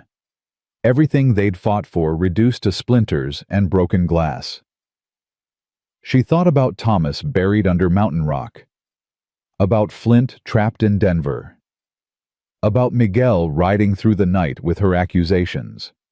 About Lily and Emma hiding in the woods, listening to gunfire, knowing their mother was dying. And she thought, not yet, not like this, not. Grace grabbed the second rifle, kicked open the back door, and ran. Bullets chased her into the timber. She dove behind a fallen log, fired back twice, heard someone curse. Then she was up and running again, deeper into the forest, away from the cabin, away from her daughter's hiding place, leading them away, making herself the target. She ran for 5 minutes, maybe 10 lungs burning legs, screaming. Behind her the men followed, crashing through brush, shouting directions.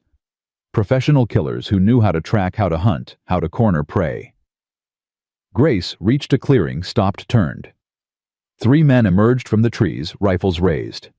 "End of the line, lady." She raised her rifle. Empty. She'd forgotten to reload during the run. The pistol was in her belt, but she'd never draw it in time. This was it. This was how Grace Morrison died. Shot in a clearing by men who'd forget her name by sunset. She reached for the pistol anyway, because if she was dying fighting. A gunshot cracked. One of the men fell, blood blooming on his chest. Another shot. The second man dropped. The third man spun, firing wildly at the trees. A bullet took him in the throat. He fell choking. Grace stood, frozen, pistol half drawn, staring at 3 dead men. Flint stepped out of the timber rifle, smoking face gray with exhaustion. "You're late," Grace said. "Had to testify first. Governor's a talker." He reloaded calmly, like he killed men every day. "Where are the girls?" "Cache behind the cabin. 3 more men were heading there when I ran." "Then we'd better hurry." They moved fast. Flint leading, Grace following. More gunshots ahead. Grace's heart stopped. If they'd found the girls, if they'd hurt them. They burst into the clearing behind the cabin. The scarred man and his 2 remaining men stood over the cache entrance, rifles pointed down. "Come out, little girls. We just want to talk." Flint shot the scarred man in the back. He fell forward dead before he hit ground. The other 2 men turned. Flint shot one. Grace drew her pistol, shot the other. They dropped together, a tangle of limbs and blood. Silence. Grace ran to the cache, tore the branches away. "Lily, Emma, it's safe, come out." 2 small faces appeared in the darkness. Pale. Terrified. Alive. Grace pulled them out, held them, sobbed into their hair. "It's okay. It's over. You're safe." Lily clung to her. "Mama, you're bleeding." Grace looked down. Blood soaked her sleeve. She hadn't even felt the bullet. Adrenaline and fear had numbed everything. Flint appeared beside her, already tearing strips from his shirt. "Sit down. Let me look." The other men. Dead. All of them. Miguel's coming up the trail with 20 miners from Ouray. They heard about the investigation, heard about Sutton's threats. Decided to stand with you. He tied the makeshift bandage tight. "You're lucky. Bullet went through clean. You'll live." "How did you get here so fast?" "Miguel found me 3 days ago. Showed me your papers. We rode straight back, gathering people along the way." Flint met her eyes. "Grace, your testimony reached the governor.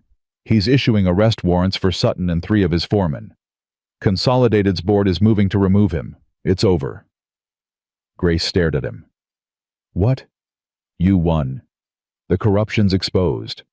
The newspapers ran your story. The territorial legislature is calling hearings.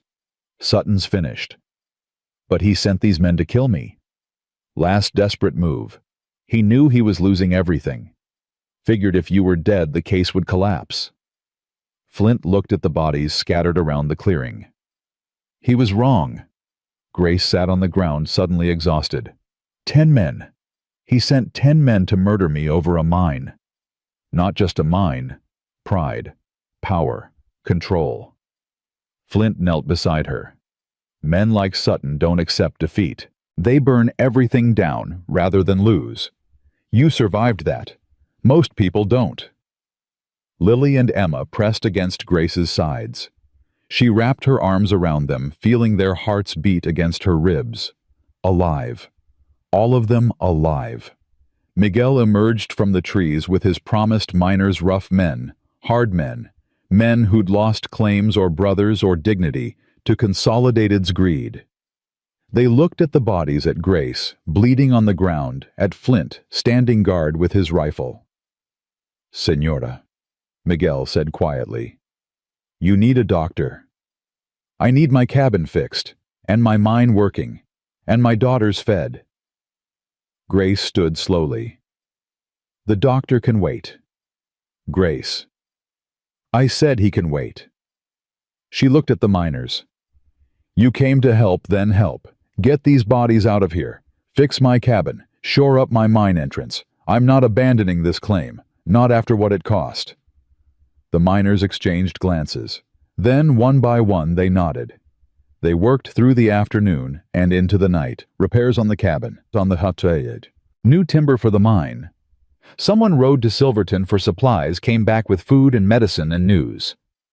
"Sheriff arrested Sutton an hour ago. Governor's warrant came through on the telegraph. Consolidated's office is shut down. Federal marshals are coming from Denver to take him to trial."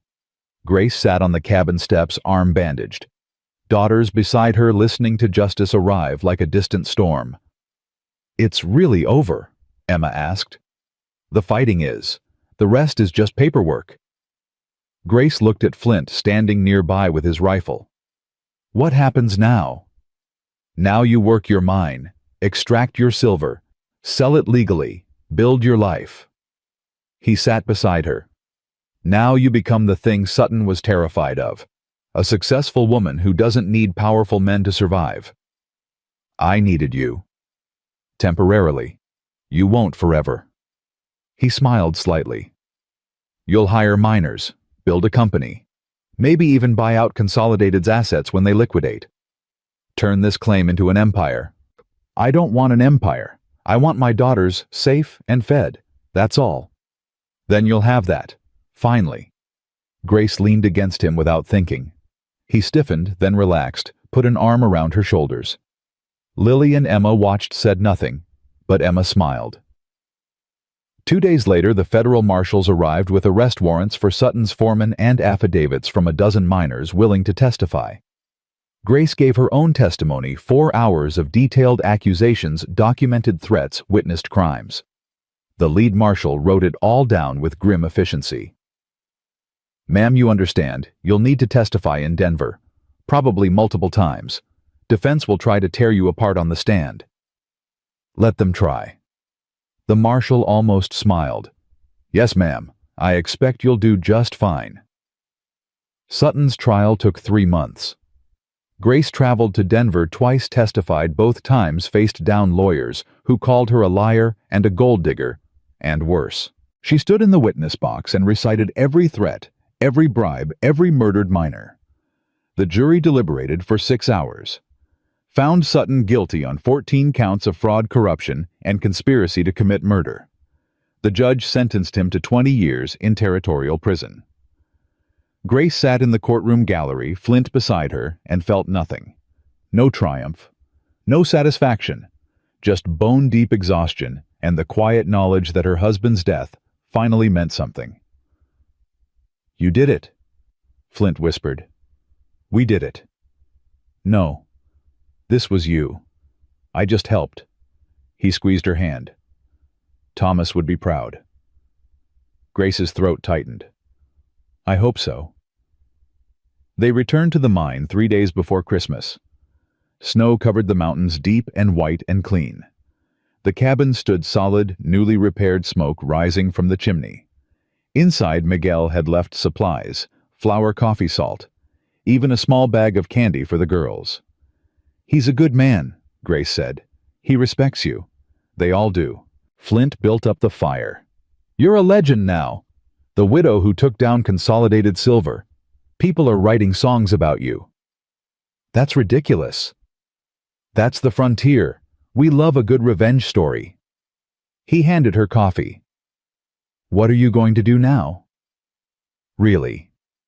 Grace looked at her daughters, playing by the fire, laughing for the first time in months. Looked at the mine entrance, dark and promising. Looked at Flint, steady and sober and alive. "I'm going to work my claim, hire Miguel full-time, maybe a few other miners, extract enough silver to live on, build a real house, send my girls to school." She paused. "And I'd like you to stay, as my engineer, fair wages, partnership if you want it." Flint was quiet for a long time. "Grace, I don't deserve—" "Yes, you do. You saved my life, my daughters' lives. You stood up when everyone else walked away. That deserves more than I can ever pay." She met his eyes. "But it's not just about debt. It's about—" She stopped. Couldn't say it, didn't know how. Flint smiled. "About partnership." "Yes, partnership." "Then I accept." He held out his hand. "Partners." Grace shook. His grip was warm and steady and real. That night, after the girls were asleep, Grace and Flint sat outside watching the stars. The mountain was silent except for wind in the pines and water in the creek. Peaceful, almost perfect. "I'm still angry," Grace said quietly. "About Thomas, about how he died." About everything Sutton stole. You have a right to be angry. Does it ever go away, the anger? I don't know. Ask me in another 4 years. Flint was quiet for a moment. But I think maybe it transforms. Becomes something else. Determination. Purpose. The fuel that keeps you moving when everything else says quit. That sounds exhausting. It is, but it's better than drowning. Grace looked at him. Really looked. Saw the man behind the trauma, the engineer behind the drunk, the friend behind the guilt. Thank you, she said, for coming back, for fighting, for everything. Thank you for giving me a reason to. They sat in comfortable silence. Inside, Emma coughed once, then settled. Lily murmured in her sleep. Normal sounds. Safe sounds. Grace thought about her husband, about whether he'd forgive her for moving forward, for letting another man into their lives, for choosing survival over grief. Then she thought, he'd want me happy. He'd want the girls safe. He'd want this. And she let herself believe it. The mine produced $30,000 in silver over the next year. Grace hired 5 miners, built a proper house, sent both girls to school in Silverton. She became a fixture in town, the widow who'd beaten Consolidated, who'd rebuilt her life from ashes and rage. People respected her, some feared her. All remembered what happened when you tried to take what was hers. Flint stayed. Not in the house, he still couldn't quite bring himself to sleep near children, but in a small cabin he built 50 yards away. Close enough to help. Far enough to breathe. He and Grace worked the mine together, extracted silver together, made decisions together. Partnership, like she'd said. Nothing more. At least that's what they told themselves. One evening in late spring, Grace found him at his brother's grave. She'd never asked where it was, but she knew he visited it sometimes. Knew he still carried that weight. You talk to him, she asked. Sometimes. Mostly I apologize. For what? For surviving when he didn't. Flint touched the wooden cross. For being happy. For moving on. For forgetting what he looked like unless I concentrate really hard. That's not forgetting, that's healing. Doesn't feel like healing. Feels like betrayal. Grace sat beside him. My husband's been dead 3 years. Most days I can't remember the sound of his voice. I have to look at old letters to remember how he wrote. Sometimes I dream about him, and he has your face instead. She paused. That feels like betrayal too. But I don't think it is. I think it's survival. And I think Thomas would understand. Just like Daniel would. Flint looked at her. Grace. I'm not asking for anything. I'm just saying you don't have to apologize to ghosts for being alive. They'd want us happy. Both of them. That's what love is. I don't know if I remember how to be happy. Neither do I. Maybe we figure it out together. She walked back toward the house. Flint stayed at the grave for another hour, talking to his brother, asking permission for something he couldn't quite name. When he returned to his cabin, Grace was waiting on his porch. The girls are asleep, she said. And I made coffee. Thought you might want company. I'd like that. They sat together drinking terrible coffee, watching the stars wheel overhead. Not touching, not speaking, just being. And somewhere between midnight and dawn, Grace Morrison realized she was falling in love again. Not the desperate, passionate love of youth, but something quieter, steadier. Built on shared trauma and mutual respect, and the simple fact that they'd both survived things that should have killed them. She didn't say anything, neither did Flint. But she thought he knew, and she thought maybe that was enough, for now. The mine thrived, the girls grew. Flint stayed sober. Grace built her empire piece by piece, not the empire Flint had joked about, but something smaller and more real. A working claim, a profitable business, a family. 1 year became 2, 2 became 3. Life developed a rhythm work, and meals, and laughter, and occasional visits to Denver for the ongoing legal battles as Consolidated's assets were liquidated and distributed. Grace bought some of those assets. Water rights, Timber claims, a stamping mill. She paid fair prices and hired fair wages and treated her workers like humans instead of equipment. People noticed. Other mining companies noticed. Within 5 years, Grace Morrison was one of the most successful independent operators in Colorado Territory. Within 10, she was wealthier than Sutton had ever been. But she never forgot where she started. Never forgot the terror of that first night, rejected and desperate, watching her daughters freeze. Never forgot the taste of poverty, of powerlessness, of a world designed to crush women who dared claim space. She used her wealth carefully. Bought failing claims from desperate miners at fair prices, loaned money at reasonable rates, hired widows and orphans, built housing for families, started a school, became the thing Sutton had tried to destroy, a powerful woman who made the frontier better instead of extracting until nothing remained. And through it all, Flint was there. Engineering, advising, standing beside her when she needed support and stepping back when she needed space. They never married, never even discussed it, but everyone in Silverton knew they were partners in every way that mattered. Lily graduated from school at 16, went to college in Denver, came back to run the company's finances. Emma became a teacher, opened her own school in Silverton, taught miners' children to read. Both girls remembered the man who'd saved them. Both visited his cabin sometimes, brought him books, asked advice, treated him like family. "You're good with them," Grace said one evening, watching Flint explain engineering principles to Lily. "They're good kids. You raised them right." "We raised them right." Flint looked at her. "Grace, don't argue. You've been here for 12 years. You taught them to shoot, to track, to think. Your family. Accept it. I'm the hired help. You're my partner. There's a difference." "Is there?" Grace smiled. "I'm still deciding." He laughed. Actually laughed. The sound was rusty but real. That night, for the first time since Eleanor and Daniel died, James Garrett slept in a house instead of a cabin, in a real bed instead of a rope frame, under the same roof as children instead of hiding from them. Grace didn't ask why he finally came inside. Didn't need to. Some things you didn't question. You just accepted as the gift they were. Morning came soft and golden. Grace woke to find Flint already gone from the house, but his coffee cup sat on the table still warm.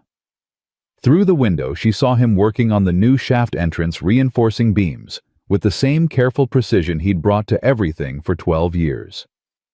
12 years. Sometimes it felt like yesterday, sometimes like a lifetime ago.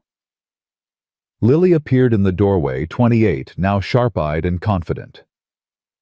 "Mama, the accountant's here from Denver. Says we need to discuss expansion. Tell him I'll be there in an hour. He says it's urgent." "Everything's urgent with accountants." Grace poured coffee. "How's the stamping mill running?" "Perfectly. Miguel's crew pulled another 1,000 pounds last week. The Ouray contracts are solid through next year." Lily studied her mother. "When are you going to marry him?" Grace nearly dropped her cup. "What? Mr. Flint, when are you going to marry him? You've been dancing around each other for over a decade. Emma and I have a bet going." "That's inappropriate." "That's honest." Lily smiled. "Mama, you're not fooling anyone. The way you look at him, the way he looks at you. You're already married in every way except the legal one. Why not make it official?" "Because marriage is complicated. Because I was married once and lost him. Because Flint lost his whole family and barely survived it. Because—" Grace stopped. "Because I'm afraid." "Of what?" "Of losing him too. Of being happy and having it ripped away again." Grace set down her cup. "Your father died chasing this mine. Flint's brother died in a collapse. Everyone I've loved has been destroyed by silver and greed and mountains. Maybe I'm not supposed to have more than what I've already got." Lily reached across the table, took her mother's hand. "Or maybe you're supposed to grab happiness when you find it. Papa would want that. Daniel would want that. And Mr. Flint definitely wants that, even if he's too scared to say it." "You're very wise for 28. I learned from the best." Lily stood. "Talk to him, Mama, before you're both too old to enjoy it." She left. Grace sat alone with her coffee thinking about fear and love and the difference between surviving and living. The accountant wanted to buy another claim, the old consolidated property, up for auction after the company's final liquidation. Prime location, solid infrastructure, $20,000. "It's a bargain," he said, spreading papers across Grace's desk. "With your operation, you could have it profitable in 6 months. Or I could overextend and lose everything." Grace studied the numbers. How much capital would it require? $30,000 initial investment. Another $10,000 for labor and equipment. $40,000. Grace had it. Barely. But spending that much would leave nothing for emergencies, for the girls' futures, for the safety net she'd built so carefully. "I need to think about it. Mrs. Morrison, this property won't last. 3 other companies are interested." "Then one of them can have it." Grace stood. "I didn't build this business by rushing into bad decisions. I'll give you my answer in a week." The accountant left, frustrated. Grace walked outside, found Flint measuring timber. "You heard?" she asked. "Hard not to. Man talks loud." Flint marked a beam, set down his pencil. "What are you thinking?" "I'm thinking 40,000 is a lot of money to risk on maybe." "True, but you've built your whole life on maybe. Came here with $12 and 2 daughters. Look at you now." "That's different. Then I had nothing to lose. Now I have everything." Grace sat on a stack of lumber. "What if I fail? What if I overextend and it all collapses?" "Then you'll rebuild, like you always do." Flint sat beside her. "Grace, you're the most capable person I know. If you want that property, you'll make it work. If you don't want it, that's fine too. But don't let fear make the decision." Says the man who wouldn't sleep in a house for 12 years. Exactly. I know what fear costs. Don't let it cost you this. Grace was quiet for a long moment. "If I buy it, I'll need a full-time engineer. Someone I trust completely. Someone who knows mining and people and how to build things that last." "Miguel's good." "I'm not talking about Miguel." Flint looked at her. "Grace, I'm offering you a real partnership. Equal stake in the company. Your name on the papers. Not hired help, not charity. A true partner in everything." She met his eyes. "But that means staying. Forever. No running when things get hard. No disappearing when fear gets loud. You'd be committed. To the business. To the girls. To you. To all of it. The whole messy, complicated thing." Grace's hands shook. "And I know that's terrifying. I know you're still carrying guilt about Daniel and Eleanor. I know you think you don't deserve happiness. But James, you've been sober for 12 years. You've built a good life. You've earned the right to keep living it." Flint stood, walked to the edge of the property. Below, Silverton spread across the valley, bigger now, more civilized, but still rough at the edges. Still a frontier town where anything could happen. "I dream about them sometimes," he said quietly. "Daniel and Eleanor. They're standing in a mine shaft, and I'm signing papers, and they're screaming for me to stop. But I can't hear them. I just keep signing. And then the mountain falls, and I wake up. How often? Every night for the first 5 years. Now maybe once a month. But it never really goes away. The guilt, the feeling that I'm living a life I don't deserve while they're..." He stopped. "While they're gone." Grace walked to him, stood close enough to feel his warmth. "What if you do deserve it? What if survival isn't punishment? What if Daniel and Eleanor would want you happy, would want you loved, would want you to build something beautiful out of the wreckage?" "I don't know if I believe that." "Then believe me. I'm telling you, you're worth loving, worth building a life with, worth taking a chance on." She took his hand. "I'm not asking you to forget them. I'm asking you to honor them by living well, by choosing joy instead of drowning, by being the man they loved instead of the ghost you've been pretending to be." Flint's eyes were wet. "Grace. Say yes, James. Please, just say yes." He pulled her close, held her like she was the only thing keeping him tethered to earth. Yes. Grace kissed him, soft at first, then deeper. 12 years of waiting, of dancing around each other, of being afraid to name what they'd built together. All of it pouring into one moment of finally letting go. When they pulled apart, Flint was smiling. So partners. Partners. In everything. Even the terrifying parts. Especially those. They told the girls that evening. Lily cheered. Emma cried happy tears. Miguel, who'd come for dinner, raised his coffee cup in toast. "About damn time," he said. "We've all been waiting for you two stubborn fools to figure it out." "Language?" Grace said automatically. "Senora, you face down consolidated silver. I think you can handle a little cursing." Miguel grinned. "So when's the wedding?" Grace and Flint exchanged glances. "We haven't discussed spring," Lily said firmly. "Before you both lose your nerve." Lily. "Mama, you're 46. Mr. Flint's 52. You don't have forever. Get married. Be happy. Stop wasting time." Emma nodded. "She's right. Life's too short to be scared." Grace looked at Flint. He shrugged. "They make a good argument." "Fine. Spring. Small ceremony. Nothing fancy." "Deal." Flint squeezed her hand under the table. That night, after everyone left, they sat on the porch watching stars wheel overhead. The same stars that had watched Grace arrive desperate and freezing. The same stars that had witnessed every fight, every loss, every small victory. "I'm still scared," Grace admitted. "Me too." "What if something happens? What if—" "Then we'll handle it. Together." Flint kissed her forehead. "Grace, we've survived things that should have killed us. I think we can manage being happy." "You make it sound easy." "It's not easy, but it's worth trying." They married in April, just as the aspens leafed out and the snowmelt turned creeks into rivers.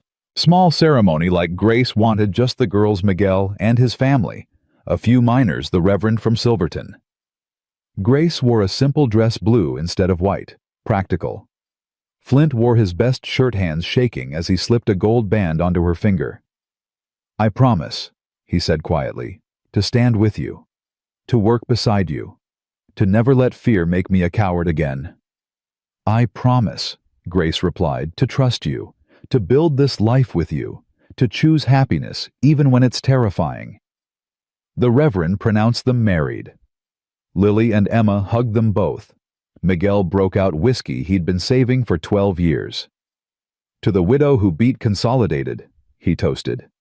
"And the engineer who saved himself. May you both live long enough to bore your grandchildren with these stories." They drank. They danced. They celebrated until the stars came out. Later, alone in the house they'd built together, Grace and Flint lay in the darkness holding hands. "Are you happy?" she asked. "I think so. It's been so long I barely recognize the feeling." He rolled toward her. "Are you terrified?" "But yes. Happy." "Good." They fell asleep like that, two people who'd found each other in the wreckage and built something stronger than grief. The company thrived. Grace bought the Consolidated property. Flint engineered it, turned it profitable in 5 months instead of 6. Within 2 years, Morrison Garrett Mining was the largest independent operation in the territory. But Grace never forgot where she'd started. Every winter she hired on widows who needed work, paid them fair wages, gave them a chance to rebuild. "You're running a charity, not a company," the accountant complained. "I'm running both. The profit margins prove it." Grace didn't look up from her ledgers. "Any other concerns?" "Just that your competitors think you're soft, that you're exploiting your own tragedy for publicity." "Let them think what they want. I'm making money and helping people. If that makes me soft, I'll wear the label proudly." The accountant left. Flint, who'd been listening from the doorway, smiled. "You're terrifying when you're right, you know that. I learned from experience. Being right is the only thing men like Sutton understand." "Sutton's still in prison." "Good. Hope he rots there." Grace set down her pen. How's the new shaft? Stable. We'll start extracting next week. Should pull 50,000 in silver by year's end. 50,000. Grace shook her head. Sometimes I still can't believe this is real. That we built this. That we survived. Surviving was the easy part. Building was harder. Flint crossed to her desk, kissed the top of her head. But we did it. We did. Lily married at 30, a banker's son from Denver, who treated her like an equal and never once asked her to give up the family business. Emma stayed single, dedicated to her school shaping young minds the way Grace had once shaped hers. Both girls thrived. Both girls remembered. Both girls told their own children about the grandmother who'd beaten Consolidated Silver with nothing but rage and determination and a drunk engineer's help. Was she really that brave? Lily's daughter asked one afternoon. Grace, 60, now gray-haired but still sharp-eyed, smiled. I was really that desperate. Bravery came later. But you fought all those men. You testified against Mr. Sutton. You built this whole company. I did what I had to do. Any mother would have done the same. That's not true, Grandma. Most mothers would have given up. Grace looked at Flint, 72, now moving slower, but still steady, still sober, still hers. I had help, she said. That's the secret. None of us survive alone. We find people worth fighting for, and we hold on. Is that why you married Grandpa Flint? Part of it. Mostly I married him because he made terrible coffee and someone needed to teach him properly. Flint laughed from across the room. Lies. My coffee's fine. Your coffee's awful. Always has been. And yet you kept drinking it. Because it was yours. Their granddaughter watched them smiling. You really love each other. Yes, Grace said simply. We really do. The years passed. Grace and Flint grew old together working the mine until their bodies said stop, then transitioning to advisory roles, while Lily and Emma ran the daily operations. The company expanded, survived market crashes, weathered strikes and disasters. But through it all, the core remained. The cabin Grace had fought to keep. The mine Thomas had died for.